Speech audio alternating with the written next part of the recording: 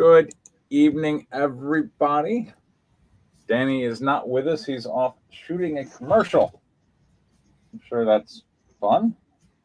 Meanwhile, we have John, who's out there beating the bushes. Gotta find better employment. Good luck. Good luck, John. Um, and Robert. So the three of us will go over some scripts tonight. And I've been ever active over on Stage 32. So somebody I saw a couple of your posts. Yeah. Yeah. I mean, I kind of disagree with you on that one guy who was talking about his experiences in writing and how fast and he was discouraged and stuff. Sometimes that just sounds like whining.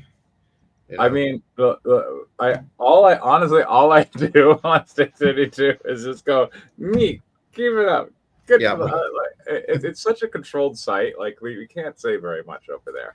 You'll get muted, or I always end up. I'm going to say a third of my posts have been moved by the moderator into my own, what they call your stage or something like that, which nobody sees. Yeah, it's you're in the naughty room, in the naughty chair. Yeah, timeout chair. That's it. But like my stuff's pretty generic. But yeah, I was like, I mean, like, look, I'll outline things. And then when I go to write the scene, that's when I discover, I don't think a character would really say that. I don't think this person would really do that. And the story will end up going in a different direction. And it's not until I'm sitting there, typing the line that I realize this person's not going to say that. And do you develop characters first for a story idea, or go straight into the story and plot? I mean, I tend to go straight into the story. I come from the Dan O'Bannon school, and I recommend his book. I don't know if John did you read it once and never referenced it again. Dan O'Bannon, was that Dark Star that he did? Whoa, that's going way back. I mean, I would have thought we would reference movies like Alien. Well, I saw him when he premiered it, not premiered, but they showed it at the USC Student Film Festival, and they showed it, and he was there to talk about it and stuff like that. And we were making some rude comments about it. It was very, very well, it was his first big film, let's put it that way. Sure. And it was very amateurish. And we were making fun of it in a diner, and it turns out he was sitting 2 tables away from us. And it was rather embarrassing. But anyway. Well, then you have more experience with Dan O'Bannon than I did. But but yeah, he wrote a book, Dan O'Bannon's Guide to Screenplay Writing or Screenplay. Yeah, and I it's what I refer people to. It's how I approach story. It's why I'm always talking about like what's the conflict here, because that's how Dan O'Bannon's book taught me to look at things. But he talks about character, and for him, and I guess so far for me, like characters exist to serve the conflict, and it is in taking action that we see the revelation of character. It's when Ripley's saying, hey, that guy's got a face hugger, I don't think we should open the airlock, that's a bad call. That we see, like, oh, well, she's by the book, she's a stickler. And as the show progresses, we go, and she was right about that, and just revealing character traits for themselves, or in conflicts that aren't really, important. I mean, a lot of writers will be like, oh, I want to show that this character is a stickler, so I'll have them like cite regulations or something at breakfast table or something, and just to reveal the character. But if that discussion at the breakfast table isn't directly servicing the conflict of your story, well, Dan and I would say, well, cut it. you don't need it. It's not. It serves no purpose in being there. And other people go, no, it's revealing character, and that's where I'm going to cite Dan and go. You reveal character in meaningful ways around the conflict of your story, and if it's not around that, it doesn't matter. And Dan O'Bannon was criticized, in the Alien screenplay, that a lot of those characters were not exactly well fleshed out, and in his original thing, like he wrote the character Ripley as like a man, or what they ended up changing the gender. Oh no, wait, even more, like I don't think he really specified the gender on him. He's like, it doesn't really matter, just just kind of go with it. But a lot of go ahead. Well, as you should say, in the 50s, it would have been a man. Ripley absolutely would have been a man, and there were, it was done in such a 1950s crew style, where the crew was, had the crudeness of a military training, of not having insight or vision, and that was always left to the to that leader. But in the 50s, you're right, it would have been definitely would have been a man. Mm-hmm. So, all right, so and in the 2020s, they would call it woke. I mean, I don't know. I wouldn't say that was a woke story. No, I wouldn't say that it was. I'm just saying that's what they would call it, because she was a woman and she knew everything and she knew the right thing to do. She didn't know the right thing to do. Look at what happened to her. Yeah, that last scene is haunting. I don't think there's a lot this woke about it. I mean, if anything, like it ended up like Ridley Scott was like, all right, we need kind of a fourth act. I don't know. Now we're talking about Alien, but in Dan Bennon's original screenplay, which quite frankly I think is better. In Dan Bennon's original screenplay, it ends when she escapes from the ship. She gets in the escape pod, goes off, ship blows up, roll credits. And Ridley Scott apparently, like during filming, was like, you know what? We could do like a fourth act here. What if the alien was on the thing? And they're thinking franchise at that point, Right, I mean, yeah. And that's where he's like, and we need to get Sigourney Weaver just naked as we possibly can. Let's get her in panties. That's always a good idea, by the way. That is just brilliant screenwriting and direction. You just ask John. Yeah. But then apparently, from what I'm understanding, like Sigourney Weaver, therefore, like refused to shave down, and then they had to like edit every frame to like edit out like all these extraneous pubic hairs from her panty shots and then the life thing, and she was like, "There, take that, huh?" I don't know. She's one tough lady. Yeah. All right, so this script, written by Pershoffman. I'm just gonna. All right. Anyway, it was submitted. So let's take a look at what we got here. 86 pages. We're just gonna make it a little bit bigger because I can't see it. I'm on a very small computer today. I'm in a hotel room. All right. So. Okay. There we go. Now I can read it. Okay. Oh, how do you pronounce that name? Yeah, I don't know. Let me look at it for a second. Puru Shotaman. Yeah. We'll go with that. All right. Logline. When a neuroscientist experiment reawakens a forgotten biological frequency embedded in all life, her family is swept into a global unraveling as animals abandon civilization. Okay.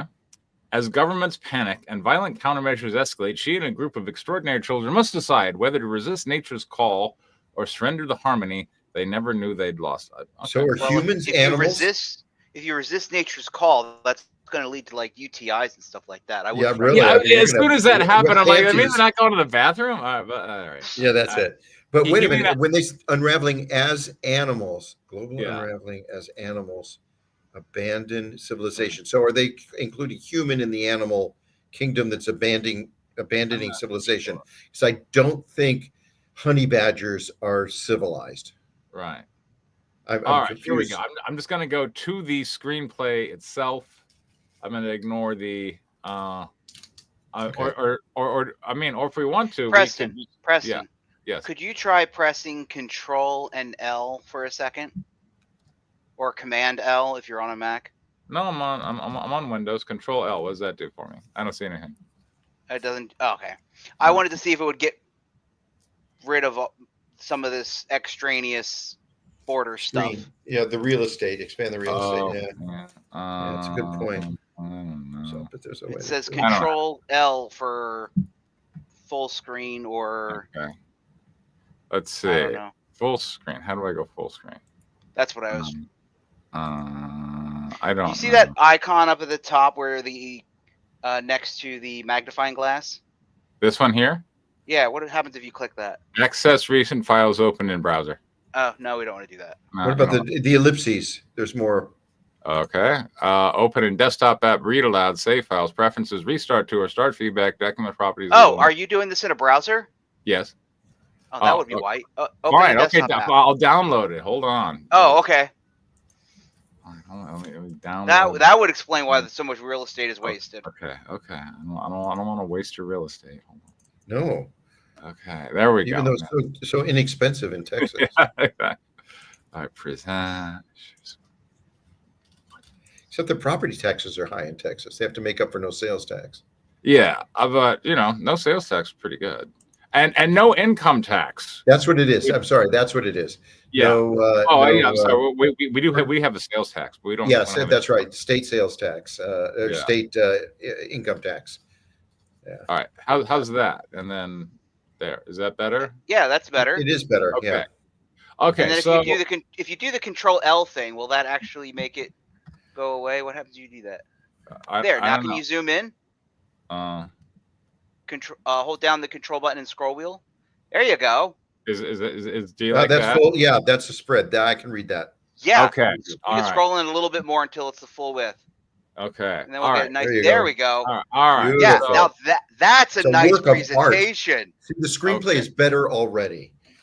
All right. So Krishnan has a log line and a synopsis of the entire story in the first 4 pages, and then we have the screenplay itself starting around page 4. Which would you rather look at? I'd rather just start with a script. All right, here we go. Who wants to Wow narrate? me in 10 pages, or I'm not interested. Mm-hmm. That's the saying, right? Yeah, All that's right, fair enough. I will The narrate Song this. All right, Beneath go ahead, the John. Silence screenplay adaptation. Oh, it's an adaptation? I don't know. Okay. I hope he has the rights. Prologue: The Vanguard escape. Fade in. Exterior: South Carolina woodlands. Night: a dense, ancient forest under the watchful eye of a full moon. Mist snakes between towering pines. The wind whispers through thick undergrowth. Crickets chirp, then abruptly fall silent. A suffocating, unnatural stillness settles. Widen to reveal the Vanguard Primate Research Facility, a sleek concrete structure carved into the wilderness like a scar. Super Vanguard Primate Research Facility, South Carolina. Interior Vanguard Facility, main corridor night. Dim emergency lights flicker. The fluorescent hum battles with the overwhelming silence. Dr. Allison Carter, 45, Caucasian, intense, exhausted but brilliant, strides down the cold steel corridor. Her white lab coat always sways as she clutches a clipboard and data tablet. Her face shows something between dread and determination. I'll The do silence Allison. is wrong. Yeah, I'll do Allison because I'll do my best. I'm going to channel Sigourney Weaver. All right. Where are the vocalizations, the pacing, the stress responses? This is all wrong formatting. Yeah, no, I did send I him was a about note. to- I'm like, I was I about to sent him a note. comment I on said- not using the right font, a courier font, but Right. this. How do we know what's dialogue and what's not? I mean, we're here to look at story, but we obviously make comments on like getting Yeah. the format right. I did send him a note though, like, hey, do you think you could put this? But I didn't get a response. So Yeah, oh well. get final draft. Yeah. Do the She job. pauses before a thick reinforced window. Interior observation. Room continuous, There we go. which should not end a page with. Yeah. Inside, enchanted primates sit unnervingly still. Enhanced primary. Enhanced primates. Enhanced primates. Okay, that makes almost as much sense. Sits unnervously still, not agitated, not restless, calm, watching. Their golden eyes track Allison in eerie unison. No chaos, only focused. I think enchant primates would Them being enchanted makes more sense. I know. I At the like ce- enchanted. At the center, Orion, specimen OR01, an enormous silverback gorilla, intelligent, still, present, his eyes locked onto Allison's. This serum was supposed to enhance cognition, problem solving, short term abstraction. But this isn't enhancement. This is intention. Interior Vanguard, lab station. Allison pores over her tablet, data scrolls, EEG patterns, heat maps, synchronized movement charts. She zooms into a spiraling harmonic pattern. I can't read that. Yep. This isn't neurological drift. It's coordinated pacing. No choreography. Dr. Carter, we've never seen anything like this. They're communicating or syncing. Zzz. No, you're the remembering. Yeah, you're Oh, here. they're remembering. Sorry. Buzz, the intercom crackles. And then, sorry. Dr. Carter, security West Wing now. And the problem is, if I scroll down the next page, there's no way to do half and half. Yeah. Yeah. So we just have to read that. And then I'll go. Interior Vanguard West Wing lab. Sorry. Allison rushes into a sterile room. A guard blocks her path, shaken. It's Dr. Patel. You need to see it yourself. The camera pans past the guard to reveal Dr. Patel's body. Neck twisted, frozen eyes, frozen open in pure terror. No wounds, no blood. Allison gasps, covering her mouth. Oh my God. She turns to the security monitor, rewinds the feed. On monitor, time 2:07 a.m. Patel works alone in the shadows. Orion. Orion stands outside his supposed containment. No struggle, no aggression, just chilling, deliberate intent. I don't know what that's supposed to look like. Orion steps. Wait, is he just like chilling in the corner with like a beer? Hey, gorillas chilling, chill. Man. Dude, gorillas chill. Yeah. Orion. Wait, it's just chilling, deliberate intent. That's what he means to say. Okay, there we go. All right, I got it.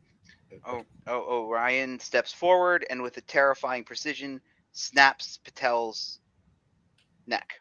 Then Orion turns, looks directly into the camera, and smiles. Can Gorilla smile? Allison stumbles back, the clipboard slipping from her hand. That's not intelligence.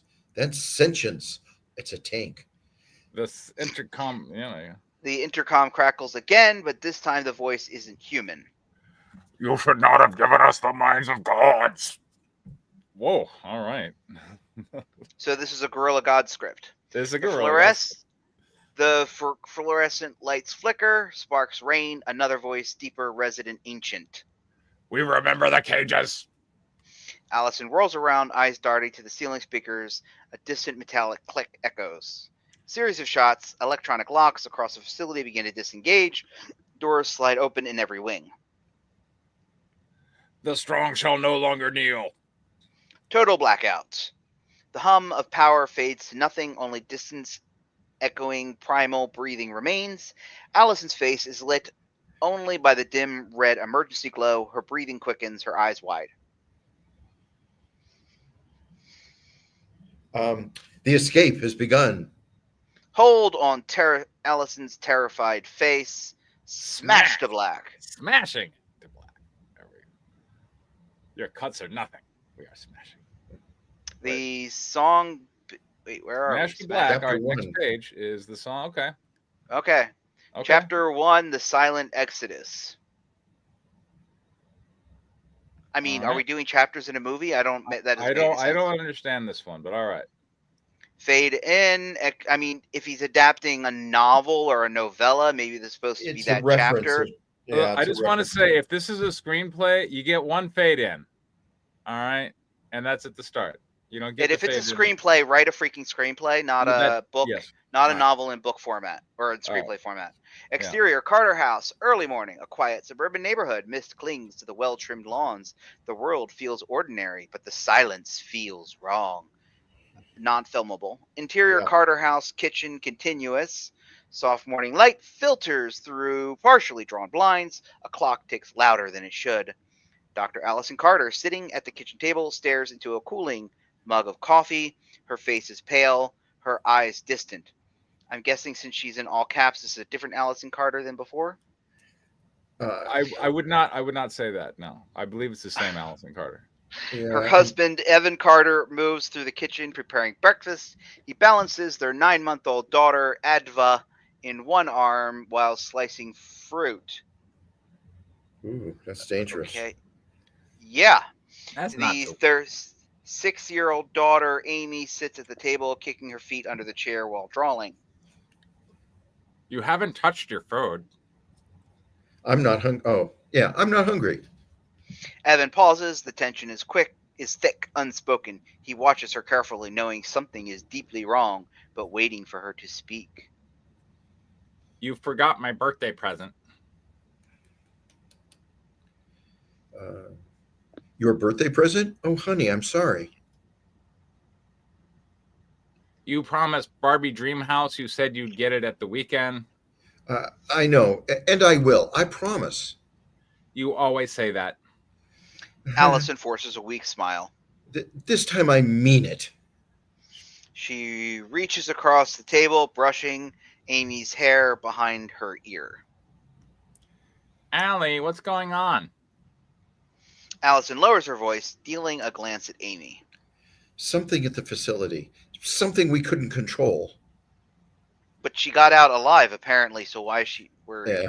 Well, okay, but she was never in danger. She saw a video of the monkey killing Patel. No. Yeah, but then they heard voices. And disengaging locks. True. That's true. There were voices. Okay. Yeah. And disengaging locks. Yeah, that means to me, dissension guerrillas are taking over a tank and running it through town. Mm-hmm. Amy hums quietly, oblivious to the weight hanging between her parents. Baby Adva coos, reaching for the swaying light fixture.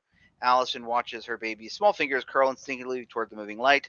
Innocent, unknowing, the gesture feels unsettlingly significant. That baby's reaching feels really unsettling. All right, fair enough. Alice, she doesn't know what I've seen. How long before she does? The room falls into an uneasy quiet. Buzz. Allison phones vibrate on the table. She picks it up, reading the text message. It has begun. A hard knock rattles the front door. Allison freezes. At this hour? Allison exhales slowly, trying to steady herself. Interior Carter home foyer. Moments later, Allison approaches the door cautiously. She peers through the peephole. A government agent stands outside. Dark suit, serious face, hands folded. It took them long enough. Dr. Carter, we need you to come with us. Who sent you?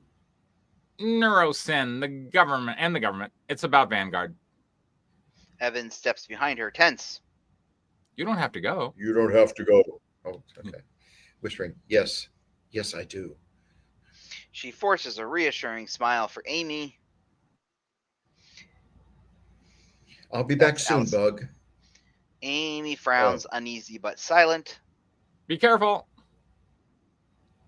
Allison leans in, kissing Adva's forehead. She lingers for a moment, inhaling her baby's soft scent as though memorizing it. I built a life to protect them, and now my work must tear it apart. She steps outside, closing the door behind her. Exterior Carter house continuous. An unmarked black sedan idles at the curb. Allison enters the back seat. The door shuts with a chilling finality. Interior unmarked sedan day. The city glides past the windows. Life continues outside. Joggers, school buses, morning coffee shops. But the silence inside the car is oppressive. They don't know. None of them know. Why didn't you tell anybody? The car radio crackles with late night comedy rerun. Radio host. Escaped monkeys? Maybe they're organizing elections now. I mean, how bad could a monkey mayor really be? Audience laughter blares. Allison shuts her eyes briefly, jaw clenched. They laugh because they can't feel the pulse beneath the ground. Okay. Her phone vibrates again. Another text. They are not running. They are organizing. She tightens her grip around the phone. Exterior Vanguard facility, underground entrance, night. The car passes through multiple checkpoints, guards, gates, retinal scans. This is Vanguard of the Planet of the Apes, apparently. Yes. Interior Vanguard briefing room night. A sterile room filled with high-ranking military officers, scientists, agents. Monitors flash satellite feeds, thermal scans, and migration maps. At the head of the table sits Xander Rhodes, 50, poised, menacingly calm, exuding quiet authority. You know, he's obviously the bad guy. Dr. Carter, welcome back. Allison doesn't sit. Her eyes scan the data-filled screens. On screen, dense forests with moving shadows, glint of golden eyes, thermal voids in neat circular formations. They aren't scattering, they're coordinating.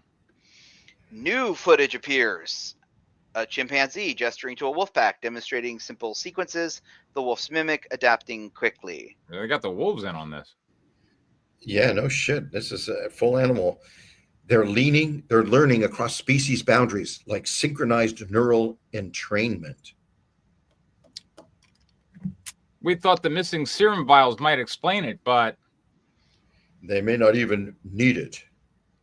Another screen flickers. not- Orion surrounded by hyenas. The animals watch him, alert, calm, waiting. They're not mimicking. They're organizing. Didn't they just have that line? I thought they just said that. yeah, they said it a few times. Yeah. If you include the text messages, they've said it a few times.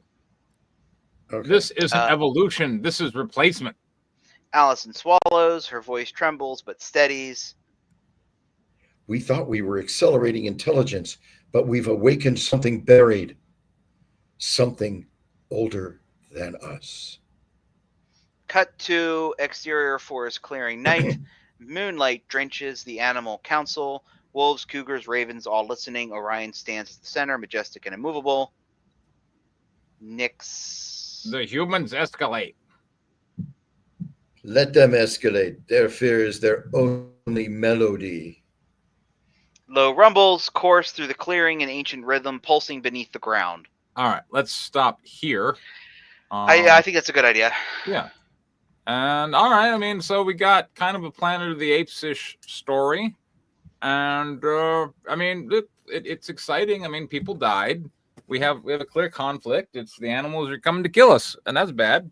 Allison is our intrepid hero, who seems to have been partially responsible for creating this nightmare, and is certainly determined to protect her family against the developing animal menace. So, I mean, all in all, a decent beginning. What do you think, John? Yeah, she presents a interesting character who trying to do something good and ends up, creating a monster. That happens sometimes. Okay. Yeah. The scientist, the character structure of the scientist of not being able to act and being more studious is good. In other words, she's so busy observing that she's almost paralyzed into taking some kind of action, and she does that with a couple of the other lots of characters, but I'll get to that later. Okay, so I like the way he structured that. I agree. It's the core plot or story, actually, as I can tell, is always going to be interesting. When is that barrier of that a couple of genes going to break, and we're now equalized with other primates, and that's always interesting. So all right, ways this could be made better. One, I mean, it would help if you could do the screenplay format thing a bit better. And I know you're new, but it's a good place to start. Just make sure it's formatted well. It reminds me of the Netflix series The Zoo. I haven't seen that one, but all right. And there's a lot of like unfilmables. I feel like you and Draco went to the same seminar about silence is deafening.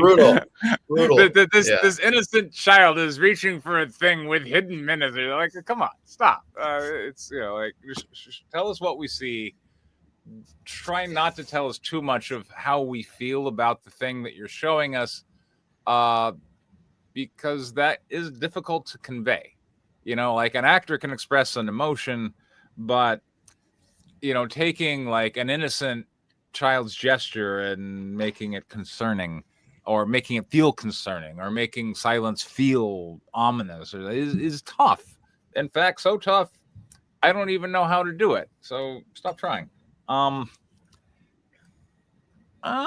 mean, I do want to know why. I guess I mean we kind of left Dr. Allison there at an interesting point where the monkeys seem to be kind of coming after her, and then later on when she's like, these people just don't know, I'm like, well, how come you haven't told them? Like, if you know this threat is out there, and if it's to the point where like the monkeys are pretty quickly looping in the ravens and the coyotes and the hyenas, I mean, like, look, they're working.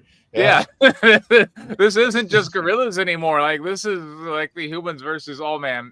This is mankind versus everything else. And that's a bad situation. So yeah, you should go out. Generally, it's considered a bad situation when the animals team up. Yeah. Like ice and the Marines, John. Yeah, so geez, that's just all over the place. Okay. So the first thing I want to say is this is way too Planet of the Apes-y. I feel like you're a beginning screenwriter. You're shooting a little too high. Well, I'll go to that in a second. First thing is, as a beginning screenwriter, I would encourage you to try to come up with something a little bit more original that will help you set yourself apart from a major motion picture franchise that is pretty much wrapped up, and because Hollywood's got no freaking original ideas, that they're probably going to be rebooting that next year anyway. So I would encourage you to try to come up with something a little bit more original than something that seems like it's completely a derivative, unless you're secretly working for Warner Brothers and they're hired you to write the new derivative Planet of the Apes movie. The second thing, financial condition. Well, that was going to be my second thing, because my second concern was going to be, as a beginning screenwriter, who do you think you're going to be selling this script to that's going to have the budget to film all of this in 2025 spec? Because nowadays, thanks to Planet of the Apes and everything that's come out in the last 10 years, we're talking loads of CGI here. We're talking at least $100 million budget, if not 150 to 200, assuming you don't have any big name actors. And again, unless you've already signed with Warner Brothers and they're bankrolling this thing, I would also encourage you to try to think of something that you can film for less than $50 million. Because that's going to be a very, very difficult sell as a beginning screenwriter. And I think you've put yourself in this situation where you have a script that is just something you're not going to be able to sell. Hold up. I would say, yes, but also, I mean, how many scripts do you really plan on selling anyway? And if it's the thing you're passionate about, like if you really love Planet of the Apes and you're writing kind of like Planet of the Apes fan fiction, in essence, then why not? Like, it's a good way to learn, screenplay format and structure. This is that learning experience for him. This is where he can get some feedback from people who've written this kind of stuff. All the points you guys have just made are things that will improve, what he's been able to do so far. So. Yeah, no, again, you are correct. Like, fan fiction is a great way to learn the craft, and that's fine. And if that's what you want to do, then come right out and say that. And my other point would be, yes, it's an expensive movie, but it's not an expensive comic book. If you wanted to, that is true. You can easily pull it off as a comic book. I was going to make that point, even though I don't know about comics. That's the first thing I thought of. Put it in there where the one-liners that are prevalent in this. There's so sparse dialogue. You could do panels. Well, then you have the voiceover thing, which is not a screenplay thing. Get rid of it. There's way too much voiceover crap. I'm sorry. This is a film. It's a screenplay. It's not a comic. It's not a novel. Figure out a way to get that into dialogue, or don't do it at all. And then, I'll let Robert go. I'm sorry. That was just the other thing I wanted to comment on that. But go ahead. I'm sorry, Robert. So, a couple of things. Technical things. It's nowhere near a formatted script, to Preston's point, and you do need to read one of the books on screenwriting. Just pick one. Save the Cat, Dan O'Bannon's book, McKee, any of them will show you about basic formatting, or better yet, get your hands on a real screenplay that's been done and see what they do. You've got way too much direction in there on camera, way too much direction on what the person's supposed to do. Those are directors' things. Those are cinematographers' things. Get back to your story, which all three of us have said, okay, there's something there. It could work, and doing it. Where I see what you've done, because I just got through adapting a novella that I wrote. It was the hardest thing in the world for me to take something that I wrote in 3 sentences that describe these abstract notions, because in a book, and when you're reading it, you can say these things.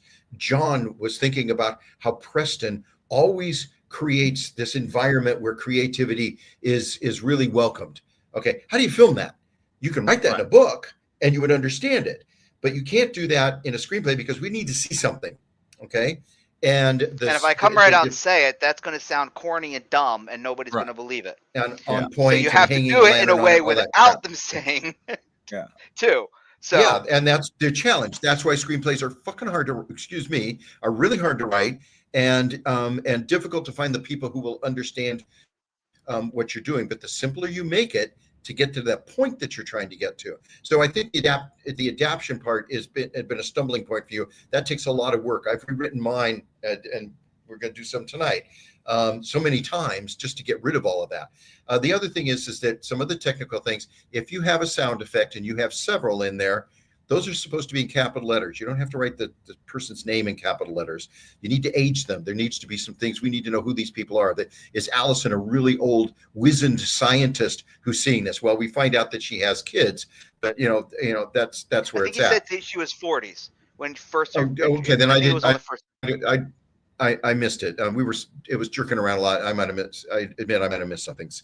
The other thing is in structure and where you have things going.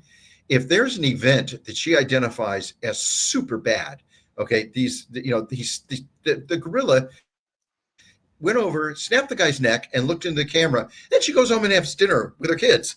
Okay, that's pretty weird. Yeah. That's too weird. So I'll stop there. I think if you're listening to this or you review it, take those points to heart. We're saying there's something there.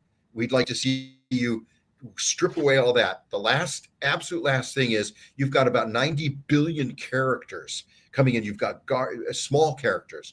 I know there's no small parts, but these guys aren't adding anything to it. You've got 3 or 4 different people telling them information. You've got 3 or 4 different gorillas telling them that we're taking over. You've got, birds and ravens and government agents. And there's way too many people in 10, that wasn't even 10 pages, I don't think. There's way too many people. Who could keep track of all that? It's not the Roman Colosseum. And also all those additional voice actors are going to balloon your budget.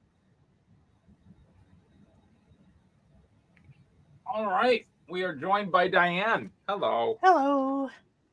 Hola, señorita.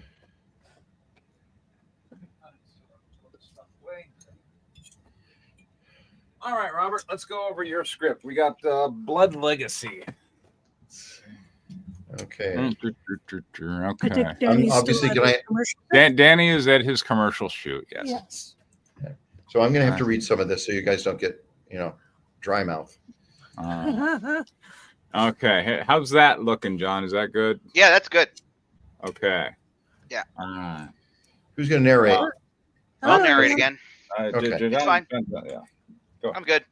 Ezekiel 32:12. Behold, O my people, I will open your graves and cause you to come up from your graves. Interior ice office hallway, late afternoon. Maybe they should turn down the air conditioner. Nick makes his way down to the office, fluorescent lights flickering, jacket over his arm, holding a Dutch Bros large coffee. Did you secure the rights from Dutch Brothers? No Actually cream talked to them, yeah. There you go. Okay, all right There then. you go. Wow, all right. Slap my hand. All right. Well, no, I want placement money, man. Are you kidding? I didn't. You know what? I didn't put in Starbucks or Pete's. All right, holding a Dutch Brothers large coffee, no cream in one hand, he carefully touches he touches only the outer edge of the door handle, avoiding the sharp metal edge of what I have no idea. Eddie bursts through the door, knocking the coffee cup out of Nick's hands. Well, there goes your endorsement money. Nick surveys the damage to his hand. He is cut once again. Oh, sorry about that, Nick. I'll do Nick. I'll do Eddie. Okay. Oh, sorry about that, Nick. Coffee's okay though. Eddie retrieves the coffee, handing it to Nick. Wait, I thought he just knocked it out of his hand. He dropped it, but he's got a cap on it. Yeah. Well, see, go to Dutch Brothers. Your coffee may fall over, but it won't spill. Keep going. See, you should see. This is what they're going to pay you for. Is you put that line in the script. There you go. See, that's what Eddie needs to say. It's like, oh, it's a good thing you went to Dutch Brothers because their lids don't fall off. Anyway, we're right here. Nick holds the coffee in the bloody hand, keeping the door from closing with his foot. The trail is getting cold for my mystery man and his partner in crime, the Bathory character. No leads, no tips, nothing from the FBI or Interpol. Oh, that reminds me. You got a call. Some professor you interviewed. Skogman, something. Nick corrects Eddie.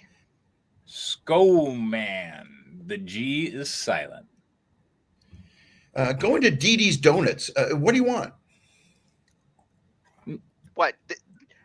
Dutch Brothers doesn't have donuts? What kind of coffee place is this? There you go. Nick doesn't hesitate. Bavarian. Sorry, you go. Yeah, Bavarian cream, just like Hess would want. There we go.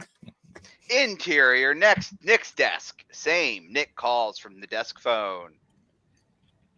You want to be Greta? Skillman here. Yeah, be Greta. Nick. Professor Agent Charles Ice.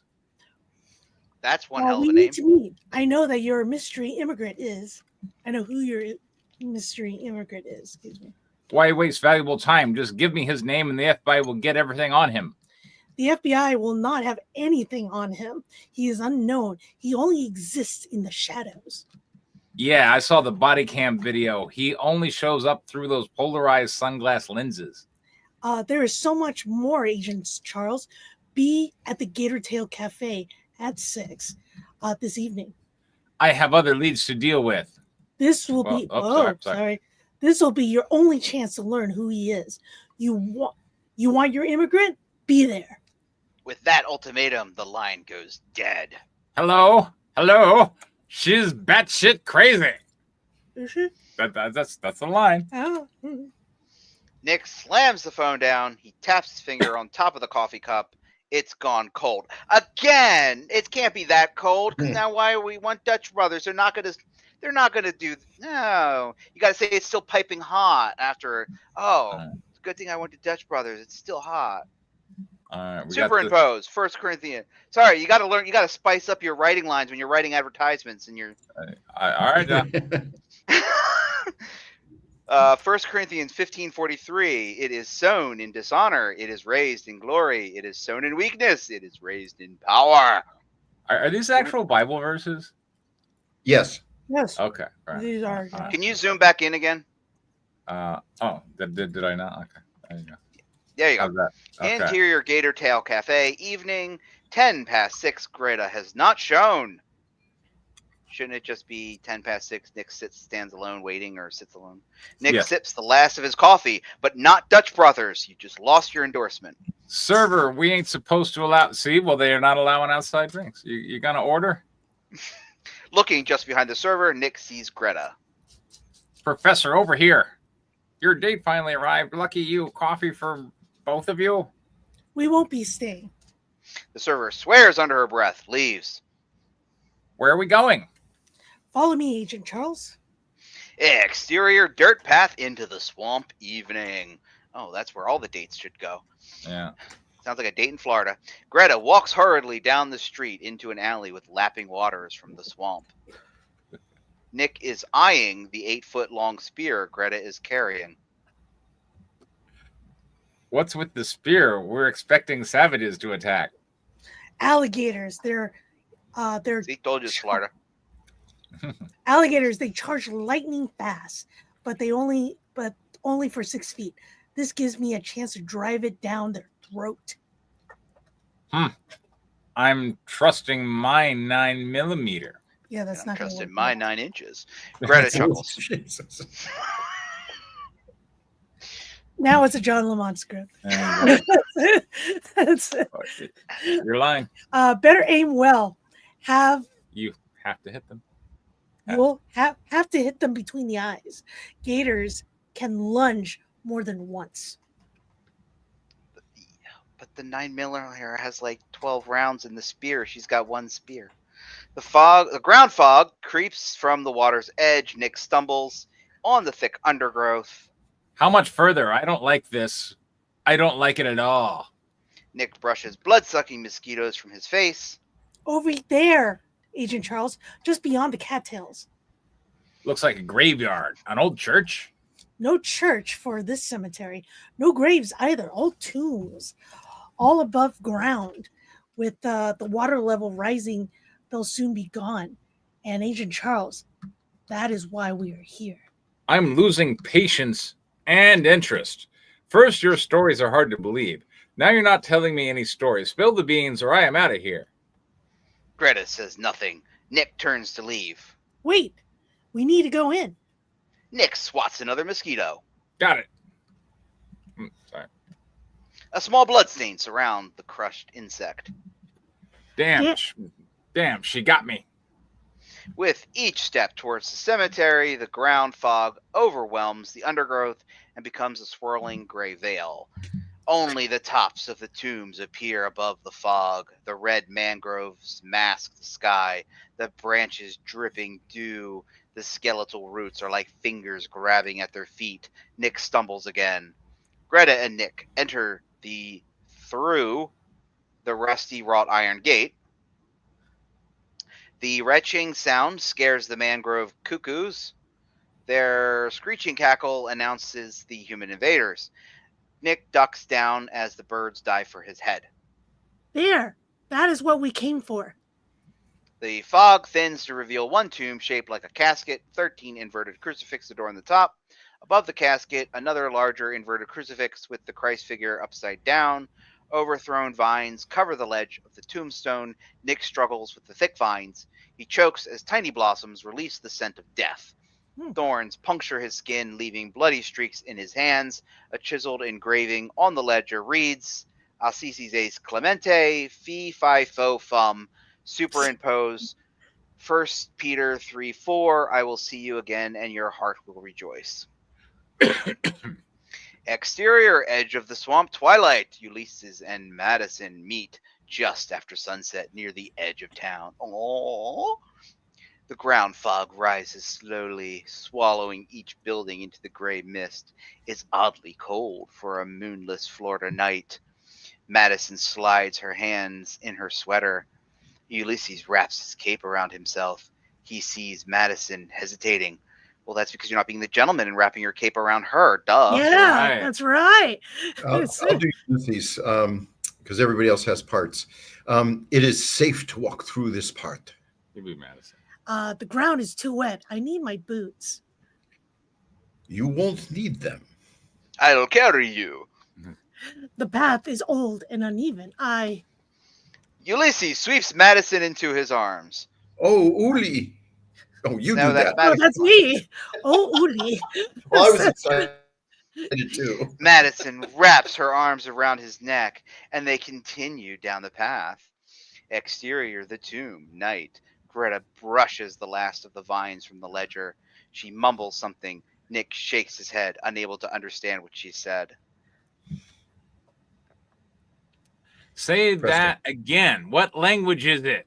It's Cyrillic, an old version centuries ago. You speak ancient Syrial, Circulus, whatever. Of course, here lies Clementina. May she rise again. And that means It means that we are in the right place. I believe at the right time. Professor, you haven't told me anything. Nothing but BS mysteries. I don't need any more mosquito bites. I'm done. Don't call me with any more tips, wild goose chases, or non-existent human life forms. No time to be taken for a ride. We're done. Sounds like me and my last ex-girlfriend. I Just know. as Nick turns to leave, Oh, the is that- birds break Yeah, the quiet that's with their loud crackle and burst in a chaotic flight, circling the tomb. Holy shit! Nick covers his head from the swooping birds, and just as suddenly they stop. The mosquitoes have disappeared. No sound from crickets or bullfrogs. The silence is deafening. Oh no. No, it No. yields Silence to a yields free to an eerie hum. Yeah. Greta puts her fingers. Sorry, Robert, I couldn't help myself. Right. Greta puts her finger Yeah, I to her lips, warning Nick to stay silent. A dim light appears from behind the tomb. It grows brighter. Out of the swirling mist, Ulysses, with Madison in his arms, lands at the foot of the tomb. What the hell? He jumped over that tomb. Greta announces the couple's entrance with a sneer. Agent Charles, meet your illegal immigrant. You have no idea how illegal he is. And dear Madison, you have taken up with the wrong person, a blood-sucking liar. See the two scars on his neck? He was cursed long ago. There is no redemption. He will steal your soul along with a pint or two. Greta's dropping bombs. Nick turns to Greta. You know them, and you withheld this from me. I'm putting you all under arrest. Nick pulls his gun. Hands behind your backs. Turn around. No one moves. Madison confronts Nick. So you're going to shoot all of us? Bang. No, sorry. Ulysses moves toward Nick. Put your gun away. We mean no harm. Bullshit, you blood-sucking freak. Nick warns Ulysses. Not a step closer. Nick pulls back the hammer. Ulysses stops in his track and slowly waves his hand. Nick is frozen stiff, just like the security guard in Hess, only his eyes twitching back and forth. Greta screams. You're mine now, mutant. She charges Ulysses with the gator pole. Yuli, look out! I will never be a specimen in one of your jars. With one hand, Ulysses swiftly swats a spear, spiking it in the ground. Greta's momentum vaults her up and over Ulysses. Like She lands pole vault? Yeah. Okay. All right. She lands face up on top of the tomb, impaled on the inverted crosses. Oh. Greta curses Wow. Ulysses. Oh, you bastard! you just blood-sucking parasite. Murdered somebody, and Danny's not even here to witness it. Murdered no. murdered Be via patient. pole vault. That's a new one. I haven't seen that before. Greta. Madison. I already Madison said is that. speechless, gasping for air. Ulysses walks over to Greta, bends over to her face. You will be fine. Well, as fine as you ever were. Agent Charo's backup will be here soon. They will call for help. You failed me. Your lies ruined my career. I'm promising to help prove that mutant forms exist, and you never showed. You left me standing alone, ridiculed by my peers. I lost my position. I lost my funding. I lost my institute, all because of you. Madison runs to Ulysses' side. You'll keep building your army enslaved by your evil powers. You won't get away with this. I will follow you to the ends of the earth, and I swear on my mother's grave. Your mother's grave. Your Ulysses mother's grave. coolly responds. You are on my dear mother's grave, Greta. Enjoy it while it lasts.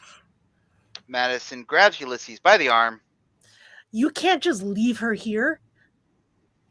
I assure you, she will not die. Suffer? Yes, as have I. We must leave. It is time for the team to go undercover and lay low. Oh, you just leave him there? Madison looks over at Nick, still frozen, sweat running down his face. And for him? Ulysses walks over to Nick. He gently moves Nick's arm down, taking the gun and replacing it in its holster. Will Will he forget everything, like board members at the FC? CF. That's CF? CF. What's CF? I don't know. I just The Cole Forever place. Cole Forever. Oh, No, okay. Madison. No, Madison. Agent Charles will remember every detail, but no one will believe him. He too must suffer, much like Greta. They know too much, but do nothing to make it better. That is what makes you, us, the team, better for the world's future. Madison is entranced. Oh, Yuli, we have so much to do. Right now, we must go. Ulysses sweeps Madison into his arms, and they glide away into the night. The misty fog swirls around their feet, finally swallowing them from sight. All right, that's 10 pages. The end. Fade to black. Fade to Not black. yet. Okay, There's so 10 more pages. we had stuff happen. I've never seen someone pole vault accidentally and get impaled before, so that's a new action sequence. I always like new action sequences. We met some new characters. We met Nick and Greta. Greta knows a whole bunch of stuff. Well, they're not new characters. We just haven't seen them in 60 pages or more. Oh, okay. Yeah. Well, they seem new. That's because we haven't seen them in 60 pages or more. Fair enough. Fair enough. Stuff. I don't know. Stuff happened. What do you think, Diane? It's fine. We had a showdown in a graveyard. We did have a showdown. I do like the action scene. It was pretty goth. And it's pretty awesome. Now Yeah. you're over here saying I've never seen that before. I'm like, you need to watch more kung fu films. Yeah, he needs to Asian himself. There you go. John. Yeah, like the showdown was, I would say the showdown was on par for what we've been getting in the last 60 or so pages of Blood Legacy. So yeah, it was, at least I'm getting it was 10 pages go, which I'm going to guess is mostly going to be resolution and stuff. But yeah, I feel like we are wrapping down to the, things are being revealed, characters, motivations, and that kind of stuff is all coming out. All the pieces that have been moving are all coming together as one would expect. How do you think it could be made better, Diane? I'm gonna be a little. May I be honest? Of course. Yeah. Okay. That's why we're here. Okay. I'm gonna be honest. I really want to like this script because it's vampires, and I do love them, but I don't. I like Yuli himself, but I don't know why he's doing the things he is. I like Madison, but I also find her like, what is the purpose of? I understand like him joining the eco-terrorists so he can kind of farm people. I kind of get that motivation. The rest of it is more like you could easily not. I don't understand why he's not using his vampire powers like at all throughout this. Well, he did a little bit in the fight scene. Yeah, a little bit. And I'm also wondering, like, are we going to get more backstory on like the mom too? Because he's at his mom's grave, or is that coming later? We don't know. We don't know. It's lightly explored. It's lightly explored. Okay, because they're there. It seems like something like he would have a heart-to-heart with Madison, Mm-hmm. and I feel like, well, I'm taking you here because I want to show you my mom. So, Right. Is that what he's doing? Like, you're going to be my serious girlfriend now? I don't know. I don't know. So I don't know, which would be cute and would actually show, more chemistry between the two. because if Madison comes off to me as someone, she doesn't really want to necessarily save the world at all. I see her as very clout chasing, going after the news, trying to make headlines. It's really about chasing the ring of glory and popularity. She's not doing this as a, to save the world or anything, or even save humans. Like, that's on the bottom ring of her list. So again, this makes me go like, why doesn't Yuli just like hypnotize the CEOs and tell them to destroy their own plant? He could easily do that. Instead, he's joined up to this. You don't need all these extra characters. You could just have Madison and him and just doing all this stuff. But I will say this.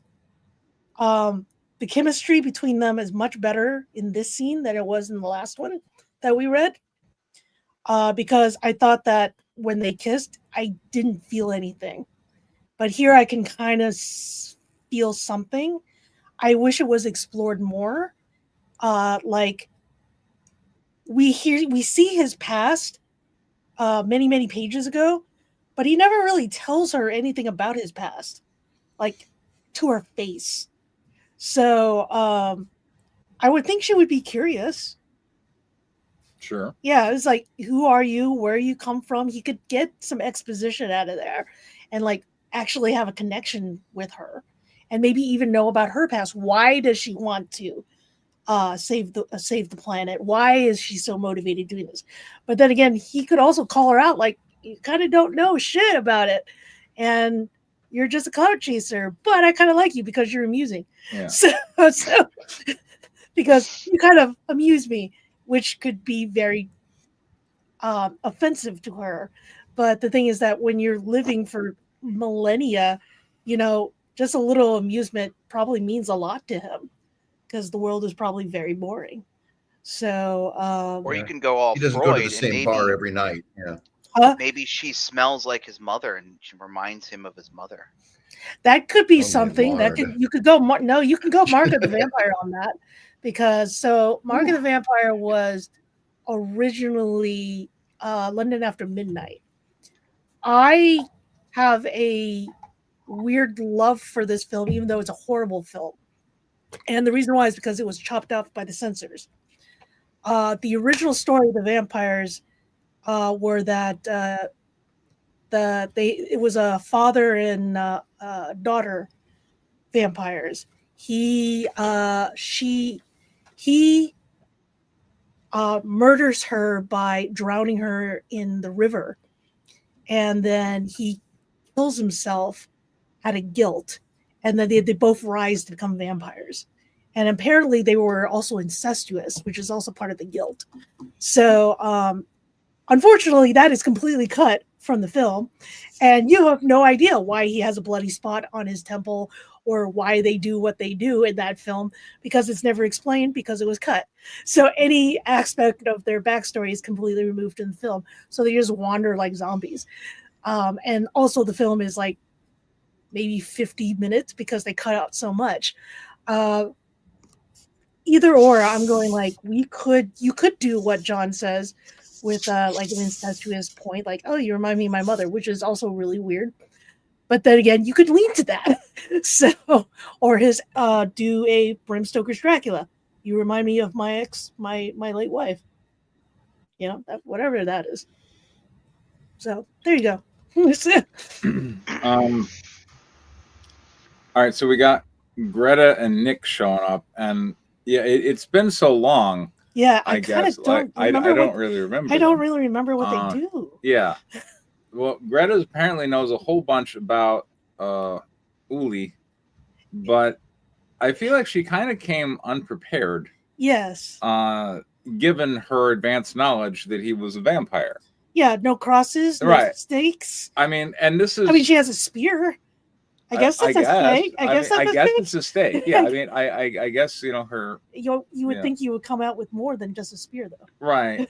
I mean, I would want garlic.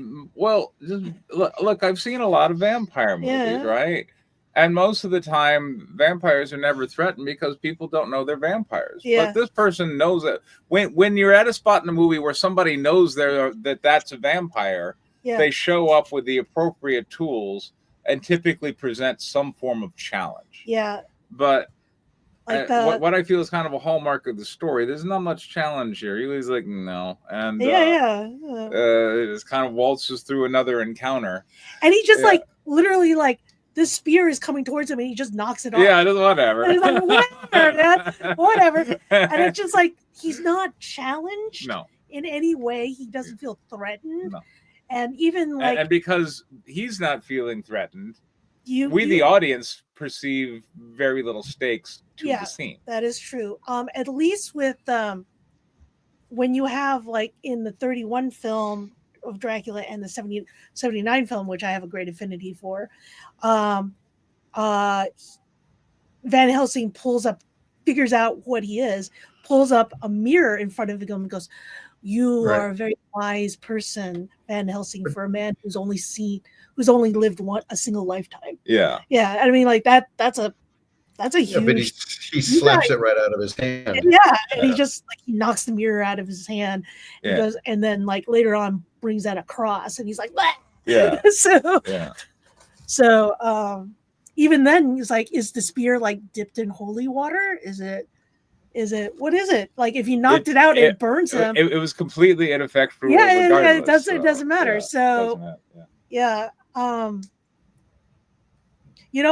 There's like an old vampire legend where one of the ways to confuse a vampire is to throw rice or beans on the ground and they count them. Yeah, like I was studying like vampires. Are they Jewish vampires? If you go back in lore, like typically like they are thought to have like these very compulsive they have like type of personalities. They have like compulsive disorder. So they have to like count things. Like going centuries back, like the original vampire lore. One piece of rice, 2 pieces of rice, which is why I love like Sesame Street, because Count Von Count is actually very much goes to that this old folk tale that nobody remembers, and I'm like, that's funny. And it did get referenced when the X-Files did it. There was that vampire and like Mulder throws down a bunch of beans. The vampire's like, God damn. It's like, I can't believe this. Can't believe people still do this to me. I know. It's like 1, 2, 3. Yeah, but like I would like to see some more struggle here.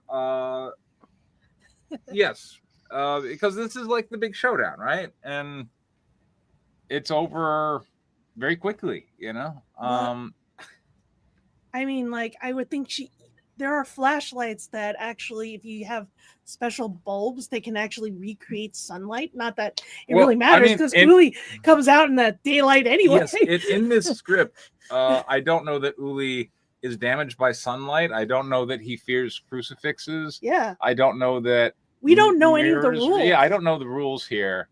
And the thing is with vampire films is that you always set up the rules. Like what are the weaknesses? Now, every vampire film is different. Sometimes it'll be crosses, sometimes it'll be this. Some of them are like, I'm Jewish, and it doesn't work. Right. which is a really fun one. Right. So is it a crucifix or is it just a holy symbol from that vampire specific subculture? Yeah. So that's another thing. Yeah. So it's interesting. And it can be played in different ways. Some of them can see themselves in the mirrors. Some of them can't.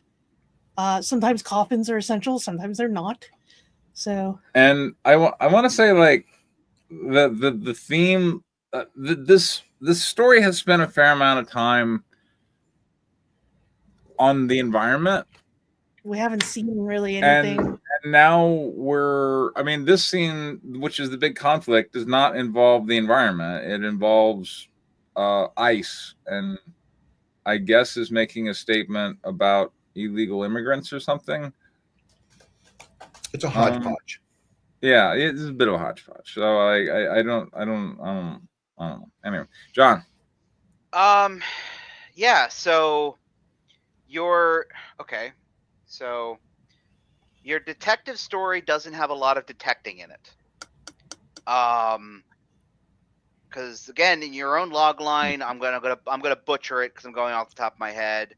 But in your own log line for your novella, you call this book 1 of the what's his face detective Ray Charles Nick whatever his name is detective agency. You know, like like that other series that came out, like that they're making movies of, the Glass Onion series, like, oh, it's this title, it's a Glass Onion movie, whatever. And like, you kind of like wrote that into your novella, but again, your detective's not doing a whole lot of detecting. Two of the 3 people here, not including you, the writer, forgot who the hell he was. So that doesn't do you a whole lot of good. You get a character gets impaled and then goes on a half-page monologue. So clearly she's not very well wounded if she can have this really long conversation without any breathing difficulty whatsoever. There's just a lot of problems with. So there is just a lot of. This is the climax, or the beginning of your climax. I'm gonna guess it's the climax because you got 10 pages left, and I'm gonna guess all you're gonna do is the resolution. So this is your big climax. You get your main character, Detective Nick, meeting up with the main vampire who he's supposedly tracking all over the country or the state or who the hell knows. He's been tracking him everywhere, and this is the big showdown. And Uli's just like, whatever. I don't even know who you are. And like this is it. This is like this, and I'm just left with, okay, that was it. Like, we've been here for 90 some odd minutes, and this is the showdown that I get, which unfortunately, and I'll try to say this as nicely as possible, given how disjointed your entire story has been, this is kind of the climax I would have expected. There's nothing here that wows me and makes me feel like, oh, all of these bizarre pieces are all fitting together. It's just kind of and that's kind of the worst thing to do, to kind of end a story on. They wouldn't pop it. And yeah, I just feel like, but and again, I don't think. Okay, and this is also going to probably sound a little mean. I don't think this climax can be salvaged, because I think the problems inherent in this climax are the same problems that have been inherent in the entire story. And again, it's a lot of just has Which to is do what? with. Yeah. It has to do with the story just being disjointed. The characters not acting the way they should. There's no clear stakes. There's no, I don't know, use Preston's term, what the crisis, what the conflict is of any of this. I don't. Okay, I remember Nick, but I don't remember why he's going after Uli. Like, why? Because it's his job? Okay, boring. Like, I don't know Greta. We don't know a damn thing about Greta until she gets impaled and goes on a half-page exposition about why she's chasing Uli. And at this point, we got 10 minutes left to this movie. I don't care about her. I mean, we've got Madison, who doesn't act like a human being, and Uli, who doesn't act like a vampire. I don't know. I feel like these problems need to be fixed like 60, 70 pages ago. And who knows, maybe draft 2 of this script will hit the nail on the head, but Previously on Project Delta. Let's see. All right, John. Do you want to read this one? Sure. Okay, go ahead. Let me get some water before I do You that. go. Okay, there you go. Filled it up for you. Thank you. Previously on Project Delta. Exciting things were happening. Previously on Project Delta last week. So, nearly 36 hours ago, a group of Valgarian hackers led by the notorious Prion hacked the Air Force One flight computers via the FBI security network, crashing the plane, killing everyone on board, including the president, and 18 civilians on the ground. FBI Deputy Assistant Director John Avalon, formerly the White Hat hacker known as Excalibur, recruits Marcus Jacoby, aka Delta, from prison, recently serving 10 years for hacking bank accounts to help him hunt down the elusive Prion. But Avalon finds himself alone in this quest. His supervisors and the NSA, under the direction of the newly sworn-in president, has instead sent an alpha team to Valgarian, Mm-hmm. Okay, Bulgarian, to deal with the rogue hackers, believing that will resolve the situation. Exterior FBI, LA field office, Wilshire Boulevard. Wilshire. Wilshire? Yeah, you didn't live in LA. Yeah, I don't. Sorry. it's okay. Sorry. I know a lot of British. So It's Wilshire. Wilshire. It's Shire. We Americanize the shit out of everything. Wilshire. Wilshire. Avalon drives out of the parking garage, turning onto Wilshire. Wilshire Boulevard, driving. As Avalon drives, stares at his phone, swiping left, then right. That's weird. Damn it. Avalon outburst startles Marcus. Care to tell me what's clamming your chowder? Avalon grips the wheel, frustrated, mind racing. I'm being called back to Washington. What about Prion? I don't know. I've been after that bastard for over 2 decades. He pops up, he does some shit, then disappears. You would think that. Avalon cuts himself short before saying too much. He slows to a stop at a red light, turns to Marcus, staring at him straight in the eyes. What I'm about to tell you is highly classified. Like, if you breathe a word of it, you'll get a one-way ticket to the deepest, darkest hole in the FBI can find. It's pretty deep. Marcus smirks, then chuckles. Dude, take a chill pill before you get an aneurysm. Prion crashed Air Force One. So it wasn't the Canadians. Avalon shoots Marcus with, "That's not funny" look. Look, not only is that in his code I've been reading all morning, it's all over conspiracy talk radio. Shit. The light turns green and Avalon accelerates through the intersection. I take it this phone you gave me is being monitored by the Bureau. Yeah, Rod set it up for me. It's got everything you need and nothing you don't. Well, I guess I don't need Prion's code anymore. Avalon shoots Marcus a look. It's been removed from my phone. 1 second I'm comparing it to the dark web code snippets, the next it's gone, like it never existed at all. Avalon grabs his own phone from the center console, swipes through it for a moment before dropping it back to the center console. You know what? You need a break. Avalon sets his phone on the center console. Again?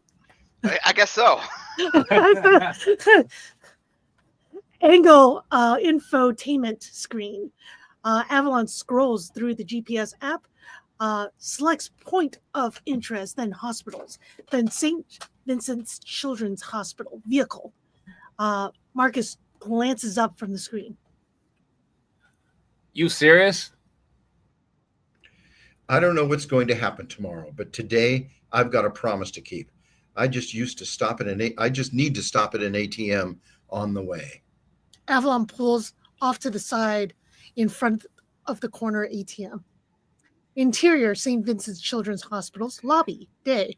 Avalon and Marcus enter the lobby where a line of people are waiting to check in at the nurse's station. I'm going to find out what room she's in. Marcus heads off to stand in line. Avalon glances around, heads to gift shop. Setting up to the counter, the clerk approaches Avalon. What can I get you, sir? Flowers, Dr. Teddy, and one of those phones with a 30-day unlimited everything card. Avalon takes a couple of $100 in cash to pay the clerk. Lobby. Marcus steps away from the nurse's desk, finding Avalon holding the flowers and Dr. Teddy. East Wing, 9th floor. Here, Marcus eyes the gifts suspiciously. teddy bear, to remind her that she'll always be your little sister. And flowers, a hint of what's in store for the future. Are you FBI or Hallmark? If you prefer, you can tell them crusty old boss you got them for you. Oh, hell no. Marcus grabs the flowers and Dr. Teddy, heading down the hall. Outside April's room, they approach the hospital room. Avalon hangs back. It's all you, buddy. I'll be out here. April's room. April Jacoby, 14 years old, a little pale with thinning hair, lays on the bed reading from her tablet. A wireless vitals monitor beeps gently. Wireless, wow, good for her. It's a wireless pulse oximeter on her finger, IV drop hanging nearby. Hey, sis. Marcus. I'll do it. April's Okay, it's fine. April's face lights up when Marcus walks into the room. What are you doing here? Did you break out of prison? I'll have Gather you yourself, know. then. Yeah. I'll have you know I'm out on good behavior. Good behavior? That would be a first. Marcus leans over the bed, giving her a gentle hug. Got this for you. Marcus presents the flowers and Dr. Teddy. He can watch over you when I'm not around. April takes the bear. That's adorbs. Marcus finds an old vase and flowers in it. So And how long do and we have before they haul you back? Yeah. I'm serious. I got a job at the FBI. Ah, my baby brother is all grown up and off to fight bad guys. Marcus pulls a chair beside the bed. From behind the safety of a desk. Have you spoken with mom or dad yet? No, not yet. Not even sure they know I'm out. I will, just not ready yet. Don't be too hard on them. I never went to visit you. You had an excuse. Marcus. For you, I'll do anything. April gives Marcus big sad eyes. Here. Even forgive mom and dad for not visiting me in prison. Good. So tell me about your job. Not much to tell, really. First day, I went to the office, met a cute girl, then came here. The rest is classified. If you tell me, will you have to kill me? Of course. What? Talk about a movie line that never dies. How old is that movie line? It's still around. Good. I'd rather it was you. Interior men's room, handicap stall, day. With the changing table down, Avalon cracks the clamshell case of the burner's smartphone. He boots the camera. He boots the phone, grabbing the 30-day card. Angle phone. Avalon loads the phone's carrier app, scans the QR code on the back of the card. Phone activated displays. Avalon presses volume up, /down. Holds the power until the phone boots into command line. Avalon begins typing. Angle phone. Terminal. Entry FBI Gov. In it, ghost mode, spoof Into node mode, active, VPN active chain. East Berlin, Rego, Toronto, hostname mask, goat login, alias Excalibur, clearance overrides, ghost bypassing log trail, credentials accepted, shadow access granted. Override accepted. Override games Ghost mode activated. Ghost mode activated. Interior, St. Vincent's Children's Hospital, April's room, day. All smiles. April lies back, closing her eyes. So tell me about this girl. Marcus blushes sheepishly. What girl? The cute office girl. You're going to see her again? She works there, so I think so. Just then, Nurse Kim answers. Hello, Miss April. Kim, this is my brother, Marcus. Nice to meet you. Hello, Marcus. It's time for April's 2 o'clock, and then she's going to need some rest. Of course. Marcus leans over the bed, giving April another hug. April reaches up to hug, though not as lively when he first arrived. I'll come see you in a couple of days. Okay. Marcus steps out of the room as the nurse injects April's medicine into the IV drop. Outside April's room, as Marcus steps out of April's room, he notices Avalon is missing. He grabs his phone to text him when Marcus Jacoby, telephone call at nurse's station. Marcus puts his phone away and heads to the nurse's station. 9th floor nurse's station. Marcus approaches the nurse's desks. I'm Marcus Jacoby. Barely acknowledging him, the nurse turns the phone around. This is Marcus. Robert, you want to do Loki? Loki. Hello, Delta. How's your sister? You again. What do you want this time, Loki? Marcus. Isn't it obvious? I need an introduction. Meet me at 11,000 Wilshire Boulevard tomorrow around 8 a.m. I'll introduce you to my new friends. With Prion? What is it with this guy? He helped you 3 years ago. Now I need him to help me. His help landed me in jail. You sure you want that kind of help? I'm sure there is something I can give you in return. Unless you have the cure for childhood leukemia, the FBI just gave me the only thing I wanted. And what do you want after that? Let's see. The second thing I want, that would be to get laid. Sounds like Ooh, gross. You got Loki's reaction gives Marcus a start. He looks around the room. Avalon's still not around. Nobody pays him any mind. He glances to the nurse. You almost done. Okay, Loki, I'm in, but we can't talk here. I need a phone not monitored by the FBI. Can you arrange that? Consider it done. The line clicks. Marcus hangs up. Thanks. Turning around, Marcus spots Avalon texting while walking down the hallway to him. Sir, I think I might have a way to get Prion.